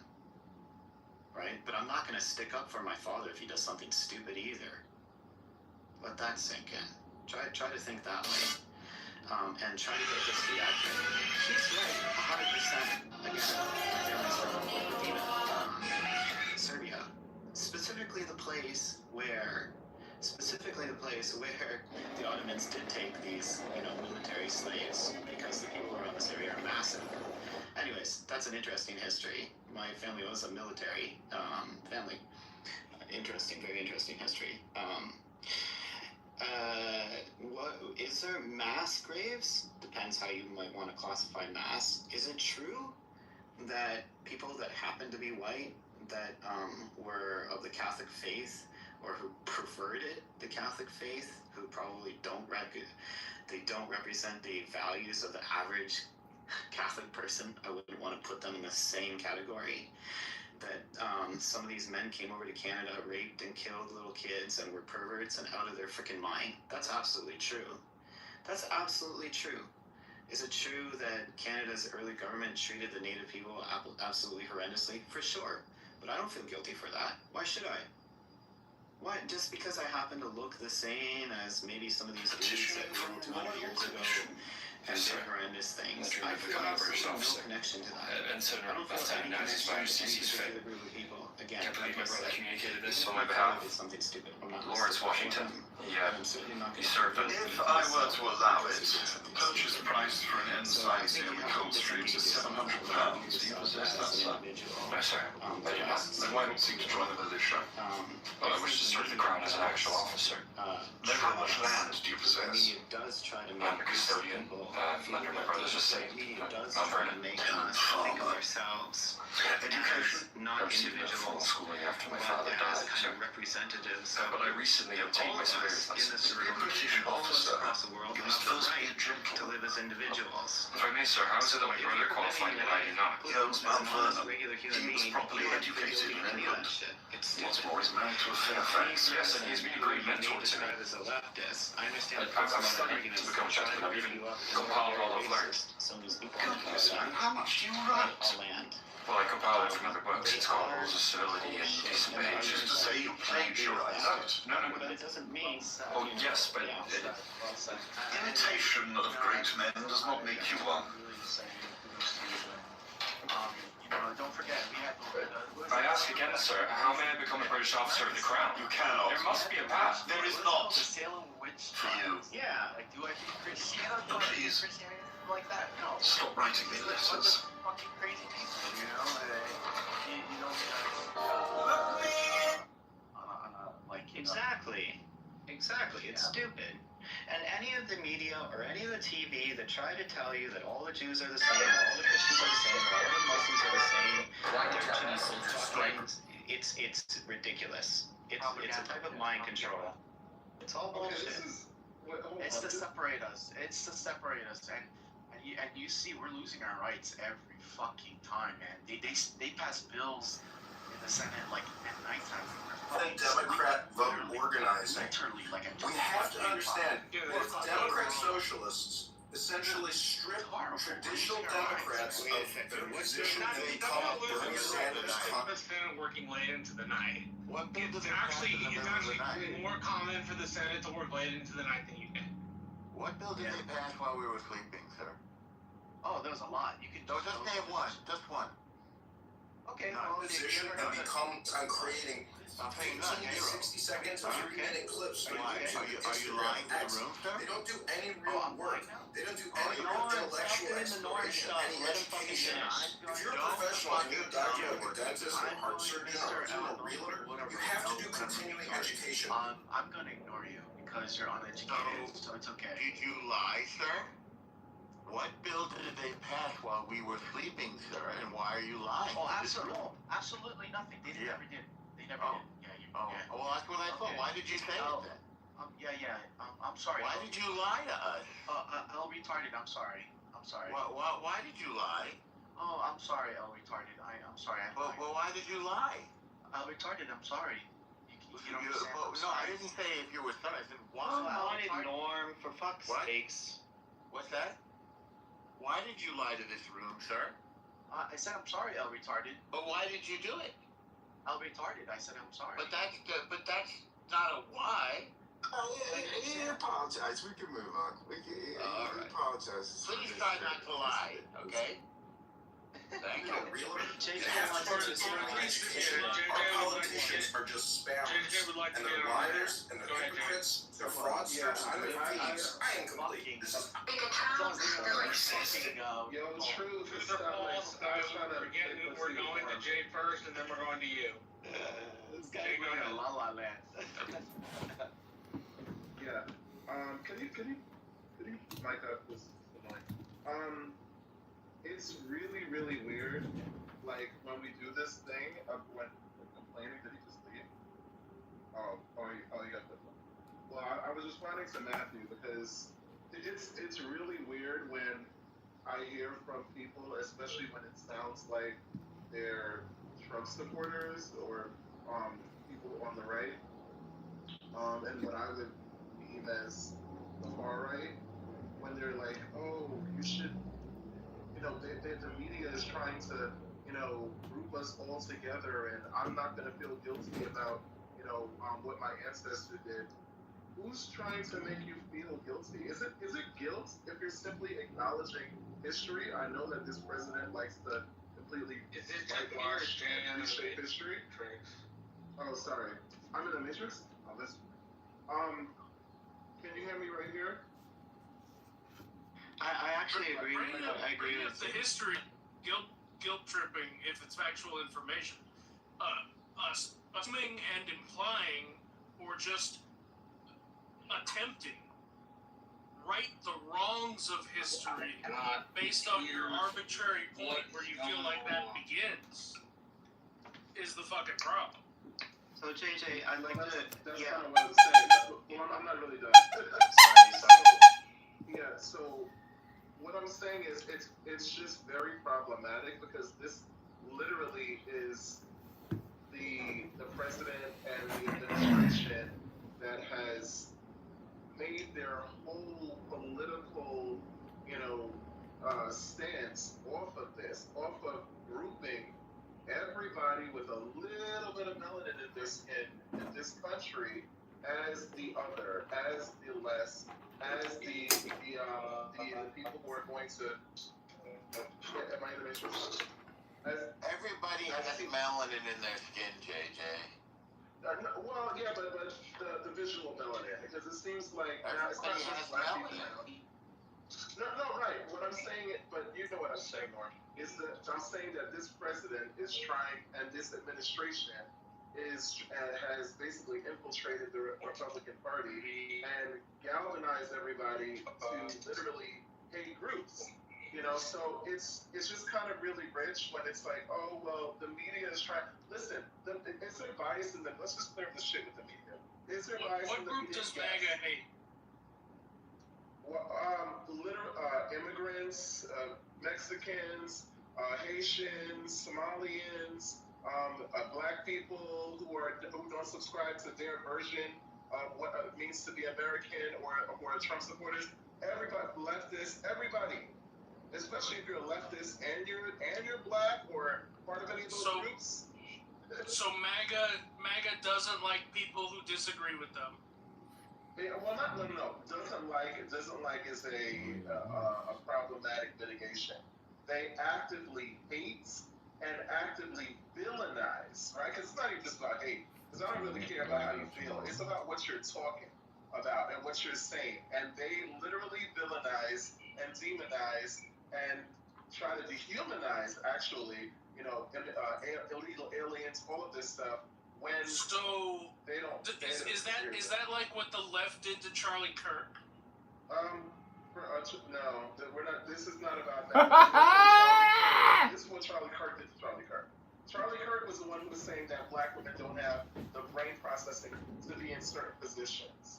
Charlie Kirk was the one who was very, very racist, misogynistic, and very problematic. JJ, he never said that. That's not true. He never said that. He did say that. Yeah, I do. I know for a fact he did not say it. JJ, can I address your point? I mean, you made a fantastic point. And believe it or not, I think we actually have a similar point of view. For me, whether it's the narrative is left or right, I don't particularly like the. First of all, I think I want to say this, and I'll land with this. I don't want to go on forever. I think the left and right both play identity politics, but in a different way, and I just refuse to get caught up in that. That's what I'm saying. I have my independent self, and that's it. I can only represent who I am. I'll just say this real quick. As far as the white thing and guilt, that's a much larger conversation, which I won't really get into like that.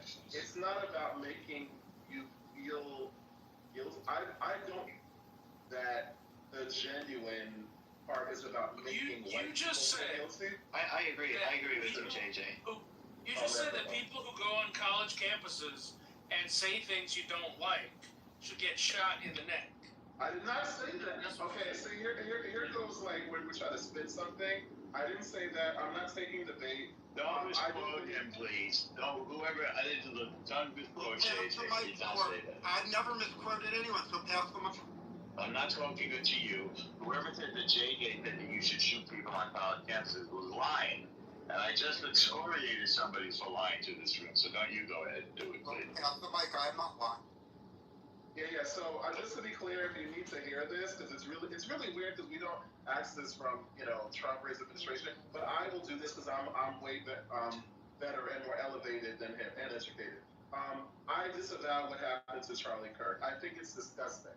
There you go. It's terrible. However, that doesn't. We're not going to do this revisionist historian, thing where we try to completely reframe and recharacterize and sweeten like the message of Charlie Kirk, which from what I have witnessed with my own eyes was overwhelmingly divisive, racist, and misogynistic. So there we go. Both sides of the. Yeah. So your characterization of Charlie Kirk's statement. There's also. I just want to add one thing to JJ. There's also this acting like the guy was Cicero. I mean, he was kind of a carnival barker and kind of bullied students with like rhetorical games. Like and when he died, people acted like he was this golden tongue. I mean, like say Kirk. I didn't hate Charlie Kirk or anything, but I mean, yeah, I think he did say some racially problematic I'll respond succinctly to that very and he didn't say it well. Okay, so Scott, I'll respond very succinctly. I have never said that all the Clubhouse leftists want white genocide, and that's why they say what they say. But we know for a fact that some Clubhouse leftists are trying to claim that whites as a group are guilty as a prelude to genocide. I will post links to a prominent Clubhouse leftist saying his real goal is to promote white genocide. And the way to promote white genocide is to invent lies like whites should feel guilty about this, whites should feel guilty about that. And I'll land my plane here, when people on Clubhouse say whites as a group should feel guilty, it is a prelude to extermination of whites. I will respectfully post links proving it on the. God, that is just insane. What the hell, man? That's just nuts. So wait, we're gonna set up concentration Nobody camps for serious whites? wants to genocide white people, and the people that do get disavowed by the people on their side all the time because what they're saying is fucking crazy. Yes, Marshall. Like, that's just insane. Come on. Yeah, it's really important to ignore the most extreme points of view, the outliers. They get the most airtime, but it's completely insane and it's very divisive.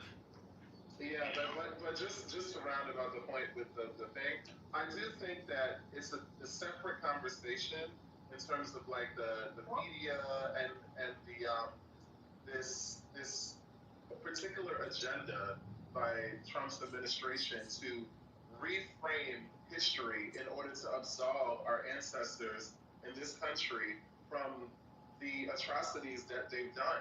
It's like people are complicated. Have they done, nobody's perfect, nobody's angels. Yeah. But we're not asking, at least in the black community, from what I can, as a black American, I'm not asking for guilt. I'm asking for acknowledgement and the truth, and to maintain that despite people's feelings. Because if we're going to talk about, people or LGBT communities' feelings, let's not spare, Christian white people's feelings or their children's feelings. You just mean tell the whole story, JJ. Tell the whole story.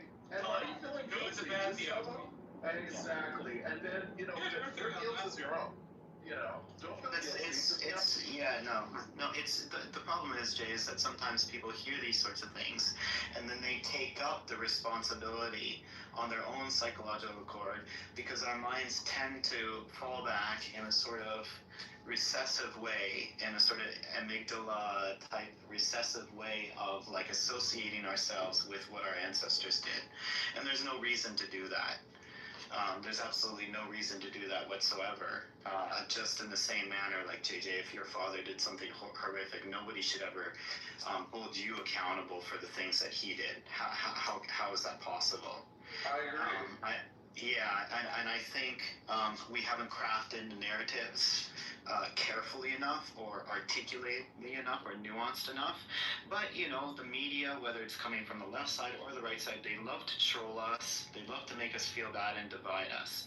So you can understand when people say, oh, I feel guilty for what my ancestors did, it's kind of a natural human reaction. But I guess what you and I are saying is that they don't have to feel that way. History's fascinating. It's very complicated. I love it. And we should study it accurately. Yeah, and I think it's also let's be clear that the source of a bunch of new history that is lacking in evidence and heavily editorialized through a very modern lens is not the right now. The vast majority of the social sciences that are spitting out bullshit that's very easily debunked is coming from the left in order to justify the I don't think that's what JJ is actually asking for. I don't think JJ is asking for some Lilliputian tale of that's not the right way to use the word.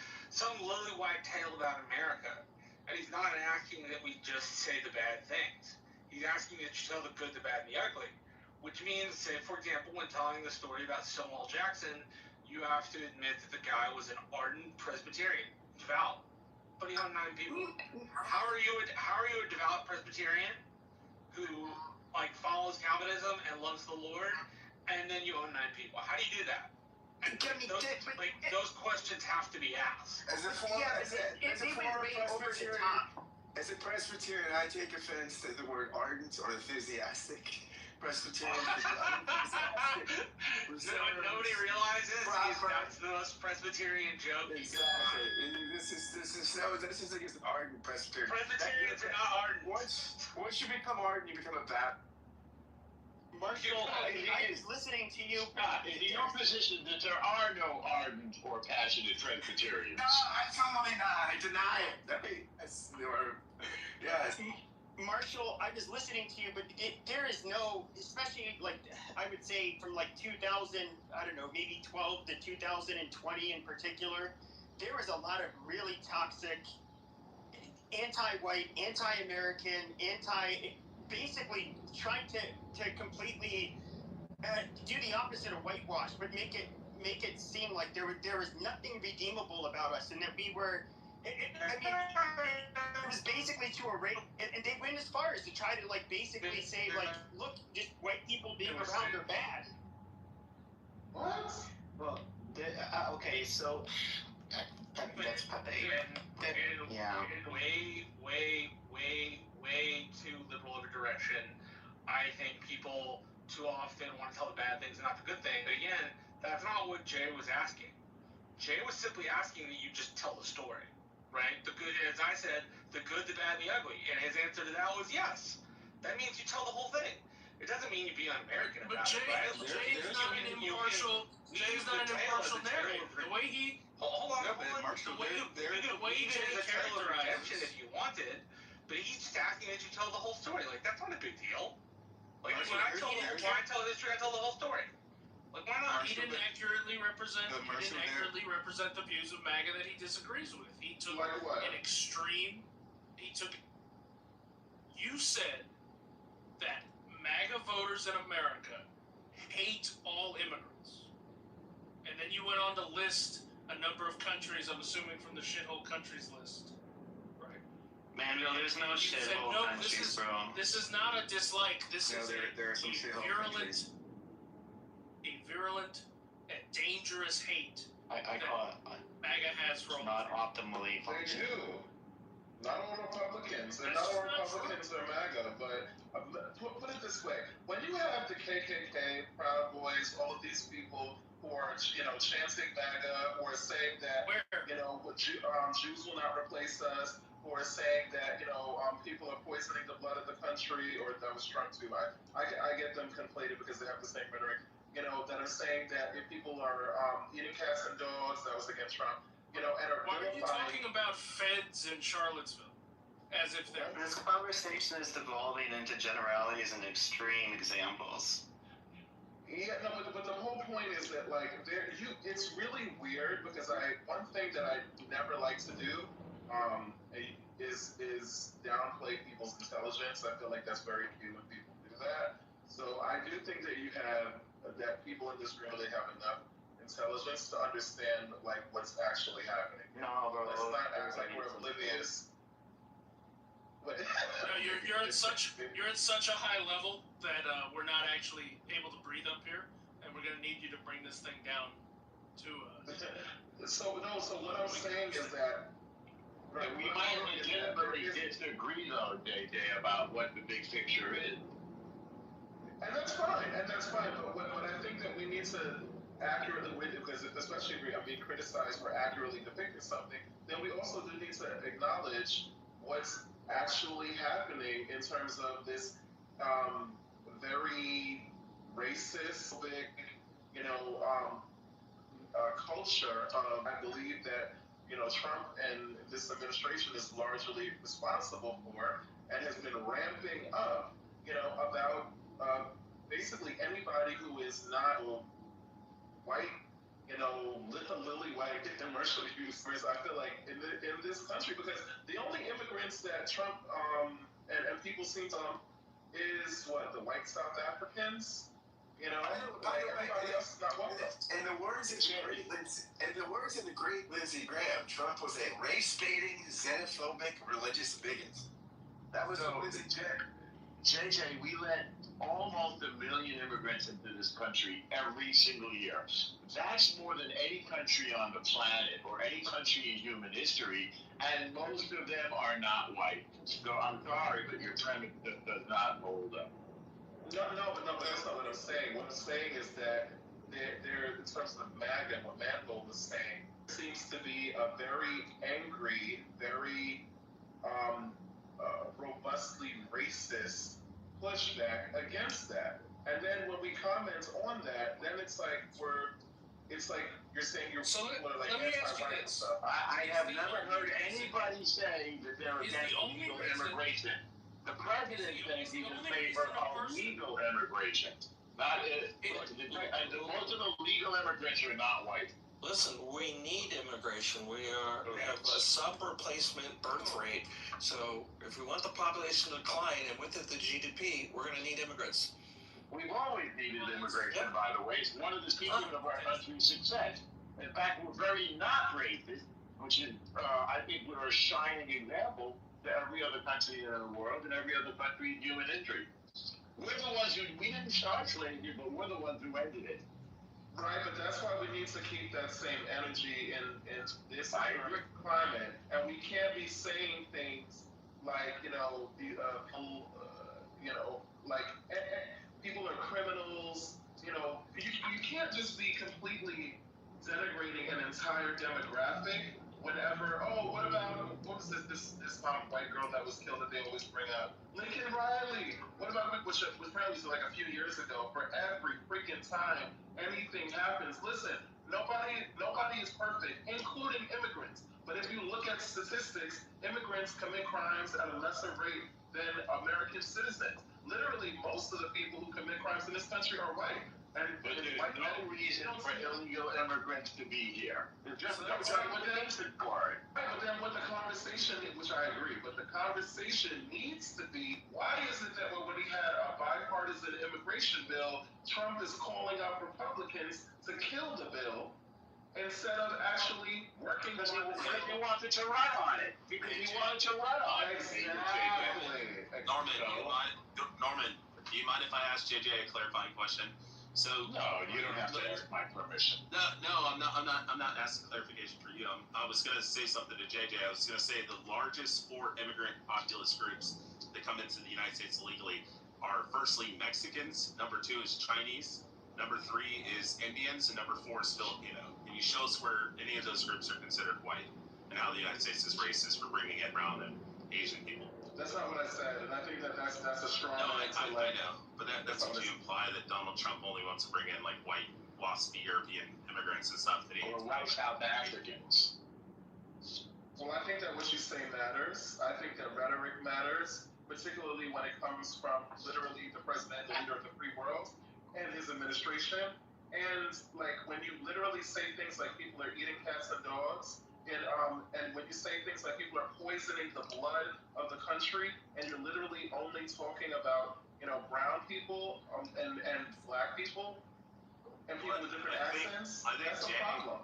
JJ, I think he's quoting Obama when he's talking about the countries that Obama banned, when he called them shithole countries, because they are shithole countries, like Somalia, Sudan, Pakistan, places like that we don't want those people. Yeah, but that's just the shithole countries thing. You didn't respond to what I said.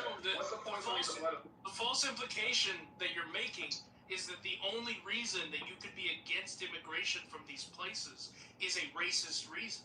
That there aren't objectively non-racist reasons to be against immigration from these places. Where did Trump say that he wanted people from? Because literally, the funny thing is, it's not just what he said that he didn't want people from. He actually listed a couple of countries that he said he wanted people from. You remember? Norway. It was Norway. Yeah. What's the population of non-white people in Norway? Well, hold on. First of all, the entire population of Norway is 5.5 million people, so it's not exactly like there's shithole countries. Like he said, also, I don't think people from Norway actually have an interest in migrating to. I don't think people in Norway have an interest in migrating to the Yeah, US. they're hanging out there. They have a good country. They have a lot of oil wealth and a big sovereign wealth fund. Well, my question is, what is the point of immigration for any country? Is it to make you weaker? Is it to make you less competitive? When you have immigration into a country, it should make you stronger. You should vet people. You should get the people that's going to be more productive, not people that are less productive. Look at the population in Minneapolis. After 10 years, most of them, people that come from Somalia, can't speak fluent English. 74% are still on welfare. What benefit was that to the country? You can classify Somalia however you want to, but the fact is, it wasn't a net benefit if these are the numbers after 10 years of being in the country. The point isn't to make yourself weaker. The point isn't that we just open the doors and say anybody, anywhere, come in. That should not be the point of immigration. Yeah, I think that's a really lame point, because literally, and I know this from personal experience, okay? I live in New York City. It's very diverse here, but there are a lot, and I've lived around a lot of different people, and there are many white or European white people particularly who come here, and they've been here for many, many decades and do not speak a lick of English. Like, they make sure, obviously, that their children speak English, who are American and things like that. But they don't speak English, and they don't get the smoke. They don't get the criticism. They don't get the vilification. So it's weird when we do this. How productive are they, then? What do you consider being productive? Well, I'm just curious. Being productive, consider being productive if you're in a country for 10 years and you don't assimilate into the economy and you continue to draw the welfare state at above 50% of your population. That to me is not being productive. Now, being productive is I can see a year or two to assimilate into the culture, to make connections, to get jobs. But after that point, if you can't go into the workforce, you can't find a productive way of supporting yourself. If you can't find a productive way of doing nothing but receiving taxpayer dollars to exist in a country that you wanted to come to, that is not being productive. Steve, if you look at Cato, I'll post it. Cato Institute did it. This is not a left-wing organization, by the way. Cato is definitely center-right. Did a study, and they said, they argued immigrants are deficit drainers. Like, basically they pay more taxes than they consume in services, right? Because of eligibility issues and stuff. So immigrants don't drain on the deficit. By and large, they don't collect as much welfare benefits and things like that as people that are native born. I mean, that's just that's on the whole. He was focusing on one group in particular. Yeah, this is my whole point. But the Cato Institute is also a bit highly biased. I mean, they're the one group on the right that has always been open borders.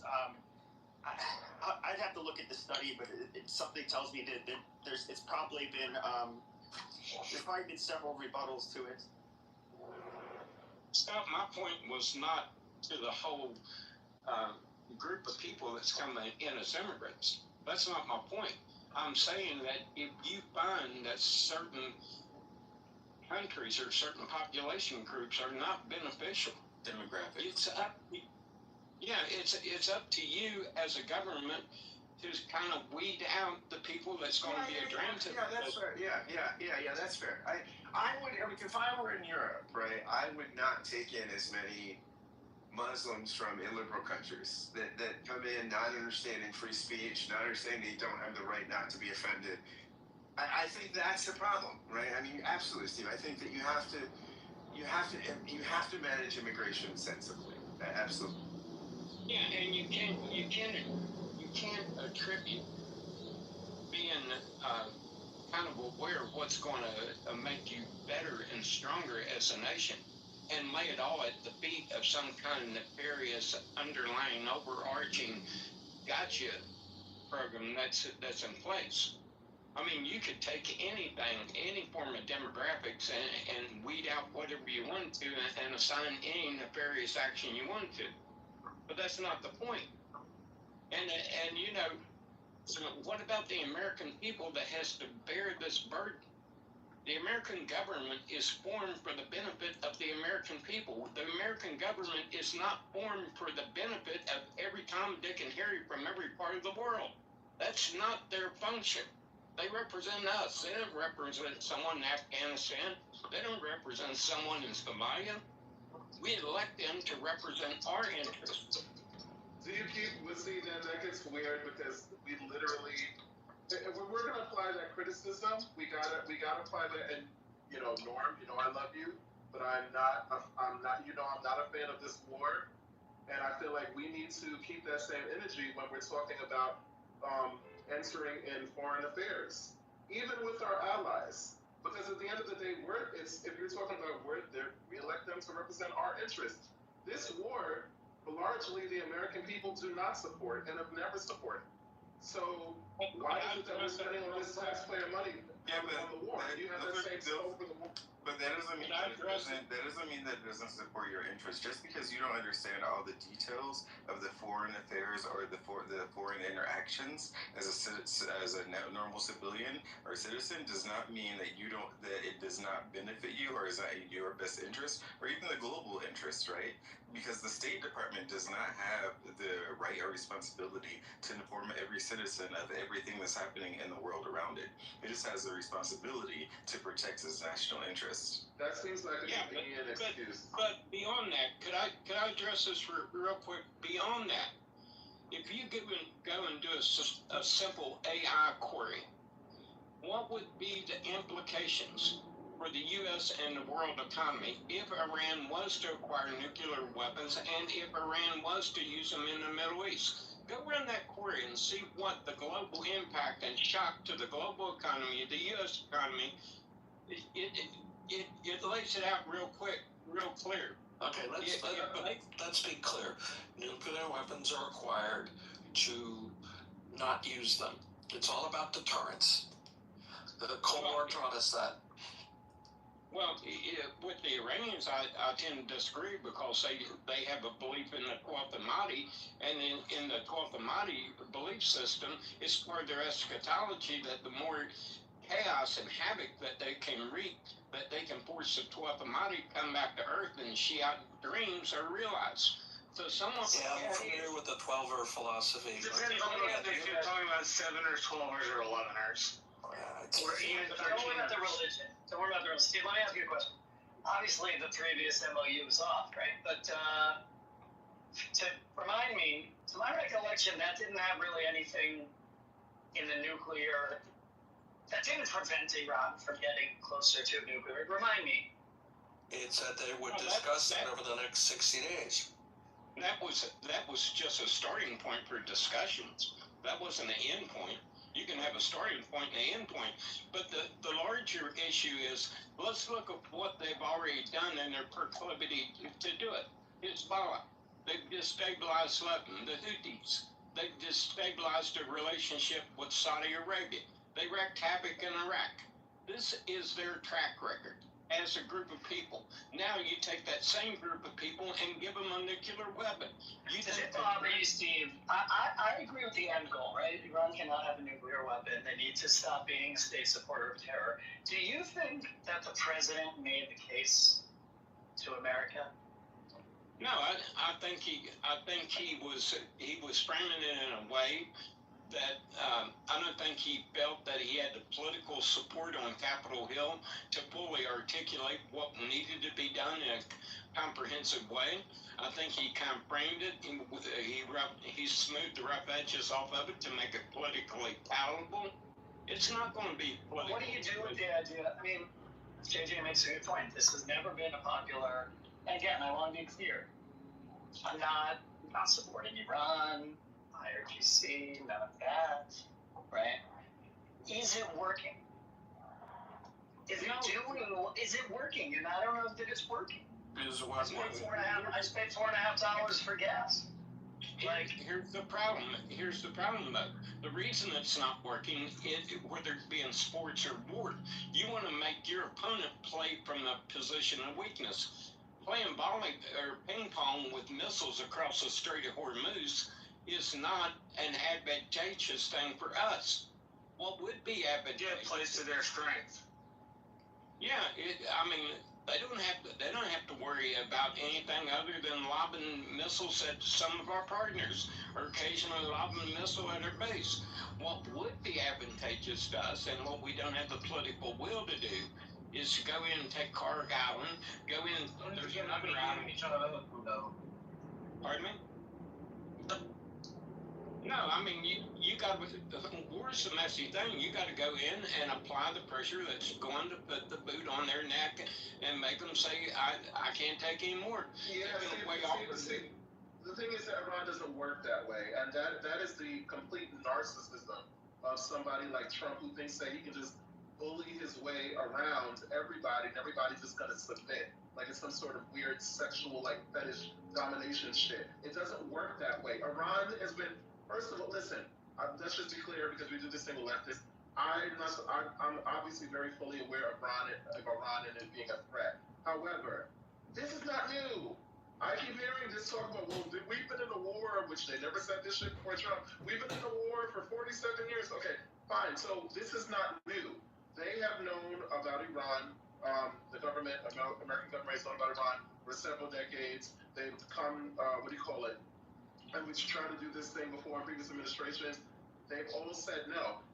And then if you're going to go in, right, because first of all, there's so much shit wrong with this, because the way that you said it, Steve, the president didn't really, he's not the most articulate. No, he's a fucking liar. Last year we had, the 12-day war, and he said that we sent them back decades with their nuclear capabilities, and then literally less than a year later, we're in an all-out, war, but not really war, but it's a conflict, but we're spending $37 billion with a B.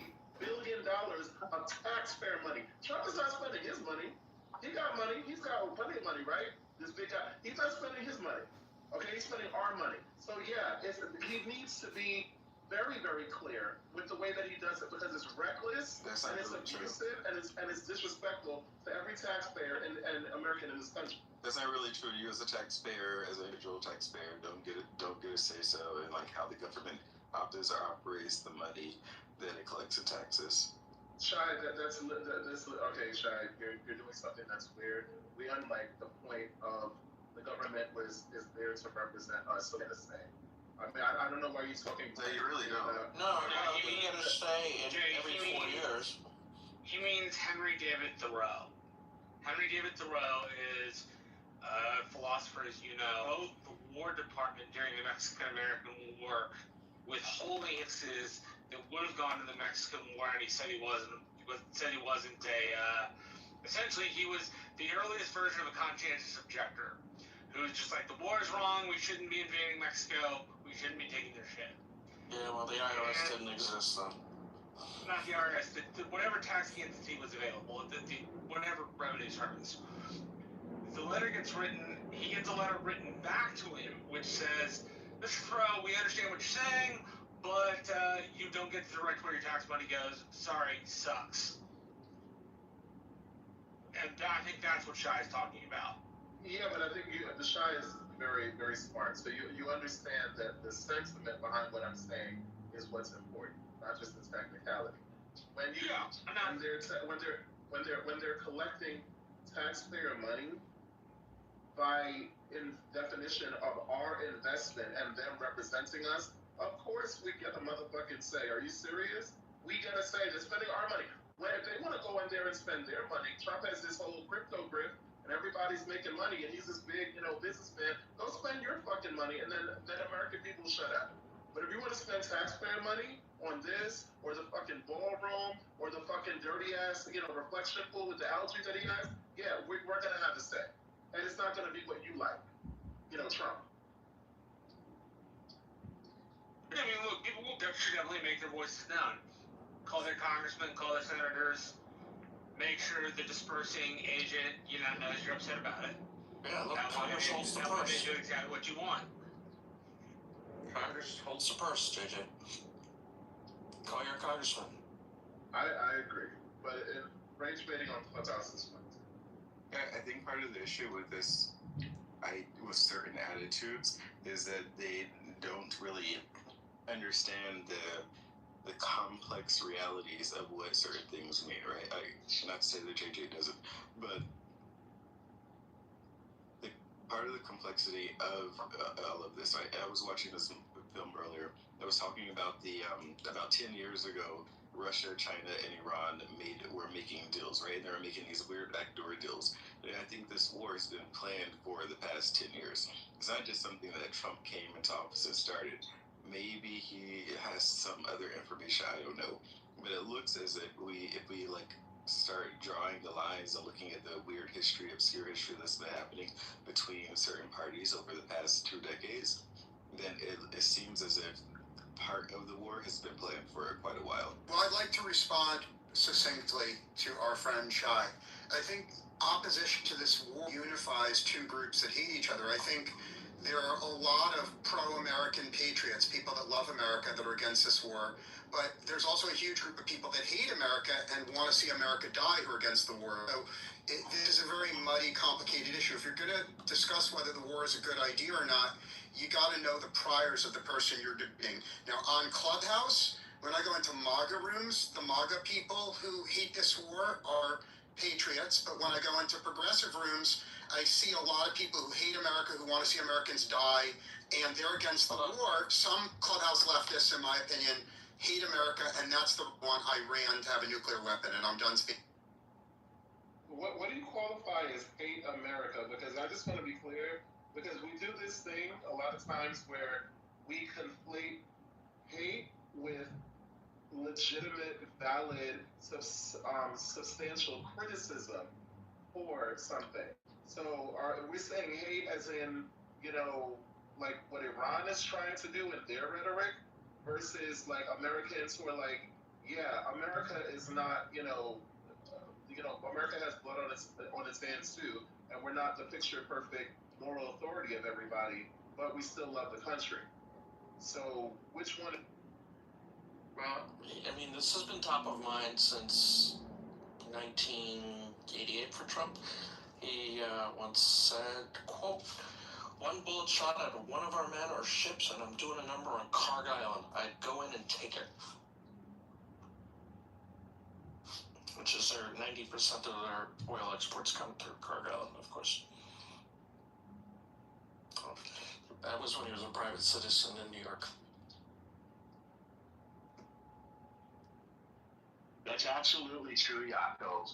I remember He said that. The stuff you hear coming out of Trump, the stuff you hear coming out of Trump's mouth now is stuff that New Yorkers have heard him saying for 50 years. Yeah, he would say, like, Iran is humiliating us, that the U.S. was weak, not responding. He favored military retaliation. He really always talked about it in the same tone of sort of restoring credibility and deterrence. But you know what it is? Like, I would have and this is my general problem with Trump. Trump is all about optics and you have to separate, like, the genuine, he does this thing, like, where he kind of very, very nefariously, he puts a little bit of, like, what he knows people want, but but then he shrouds it with what he feels will glorify him. Because he constantly needs to be pandered to and glorified, and everything has to be a big show, and he has to, have like a big party for himself, on the White House lawn and the WW, or the F thing or whatever the kind of bullshit that he has, and show up at the FIFA games and nobody wants us here. Have audacity to show up here in New York with the Knicks. What about the They FIFA definitely games? didn't.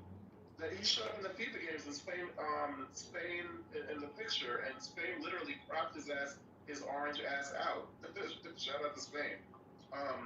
So the point being is that he does this thing where the reason why he even does certain things that he knows people want is purely based off of whatever he feels will make him look good, i.e. the situation in Venezuela.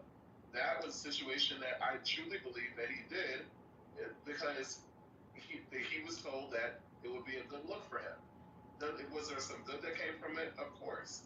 But he does not do things that he feel like will benefit people unless it also kind of makes them look good as well. Same thing, the perfect example of this is the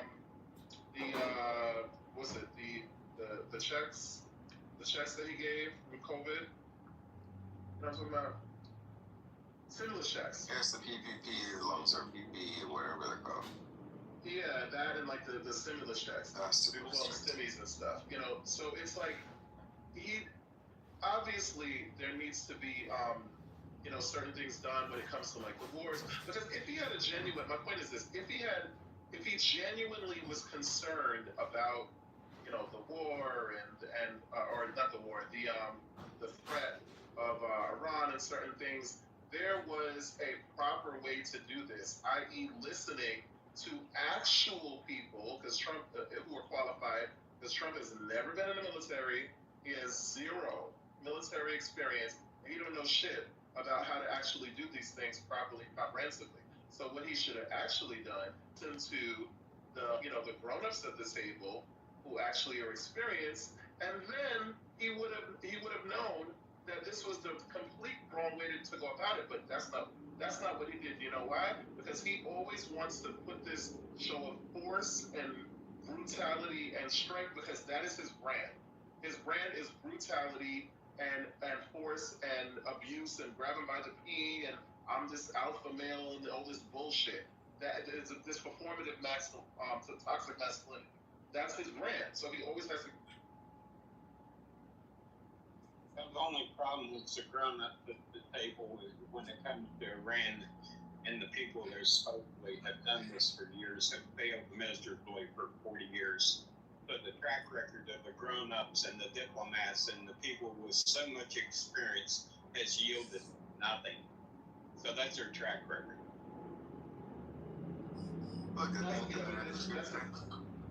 That's just like a weird. That's kind of a weird thing to say, because he's the commander in chief. He wasn't the commander in chief then. So if he's the commander in chief, then obviously he can galvanize the grown-ups at the table to actually do something. So it doesn't really matter what Biden did or what Biden didn't do or Obama or anybody else. He's in charge now. So my point was, use those people. And he wants to rename the Department of Defense, the Department of War. You got war. Okay, so then if you want to do Which I think it's kind of hard to get your allies to come fight a war with you when you spent the last year and a half tariffing the ever living shit out of it. That part. You can't really fix. That part. And again, get the people involved, because they would have. I think everybody, with every economist, what do you call it? People who were very, very familiar with how money works and tracks, everybody told him these fucking, universal tariffs are stupid. They're not going to yield the results that you want. And they told him and they told him and they told him. And he said, you know what? Yeah, I see that this is like the intelligent, way to go about it. And I'm going to completely go the opposite direction. Why? Because I can. Because I am King Trump. And that's what I do. Yeah, that's kind of like we allowed imports of steel and aluminum from Asia for decades, and now our steel and aluminum industry is in free because of the trade policies, we allow people to don't loan them into the country, which in turn puts our ability to produce things for national security we no longer have. We've done the same thing with electronics. That's why we have this thing with China, because the people that was running the fabrication labs that used to be in the United States shipped them all over to Southeast Asia to make them at lower cost. So now what we have a steel industry that's almost non-functional. We have an electronics industry that if there's a burp in the supply chain, we can't even produce a truck. Yeah, that was real good. I mean, that's really, really. So I think that we JJ, we know that Trump is a narcissist. Even people that like him knows that he's a narcissist, and the attempt to give him or hyper focus on him, because it's not just him, right? He has an entire team behind him, and I don't think that he's just making these decisions. I think that the people who are sort of governing behind him are also contributing to the decision making for various reasons. I think that someone mentioned about the leftists earlier. I think one of the issues that the left have is the amount of control that America has in the world, and they don't like the fact that America is sort of maintaining global stability. I think it's unfair, and that we should stay out of the global business and mind our own business and do whatever. But they don't really understand that if America weren't doing what it was doing, then most of the rest of the world would just be in fire all the time. And it seems as if it is, if you watch the news, but the reality of it is it was a lot worse before the world created its stability. Shai, that's not just a left thing, because I've literally heard that a lot of people, a lot of actually staunch former Trump supporters break with him on this issue, because especially this America First, Marjorie Taylor Greene, I don't know, y'all know better than me. That's not my people. Oh, they want isolationism for sure. Exactly. They want to let the world sort out their own issues. Yeah. Exactly. So I really want to be careful about, because I know that people left, and I'm not saying that was your what is it? That was your intention. Real quick, there's a contradiction in there. There's a contradiction in there, because does America playing world police advance the empire and allow us to steal and exploit from poor brown countries of the global south? Or does America's world police function like a charity where we are helping the brown people of the global south way more than we're getting any economic benefit towards American citizens at home? It's a differing empire. It's usually, at least at the state level, not an empire of abstraction. The businesses are empires of abstraction themselves. But at the U.S. governmental level, no, we don't do that usually. We flood the area with non-governmental organizations oftentimes. Right, but those NGOs, right, they enrich shareholders, right? They enjoy the protection of the United States legal system and United States military, right, back at home. But they don't actually, in tax. They're not extractive of resources in the same way that the British were in India. No, they're not. Well, I think you could still find ways in which America's empire extracts out of other people. I think that's probably true, because all empires do that.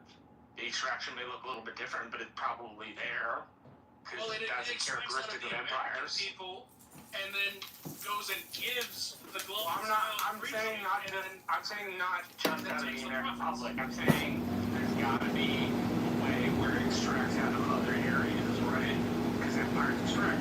I know way of doing it that's functioning like the GPD company, and it's a business, right? And that is a way of the Dutch Empire to the American governmental apparatus, and advice and tax breaks and things of that nature, right? And that's how the government and the empire perform extraction. The extraction is always a part of an empire. I think it's in the United States, I think the majority view is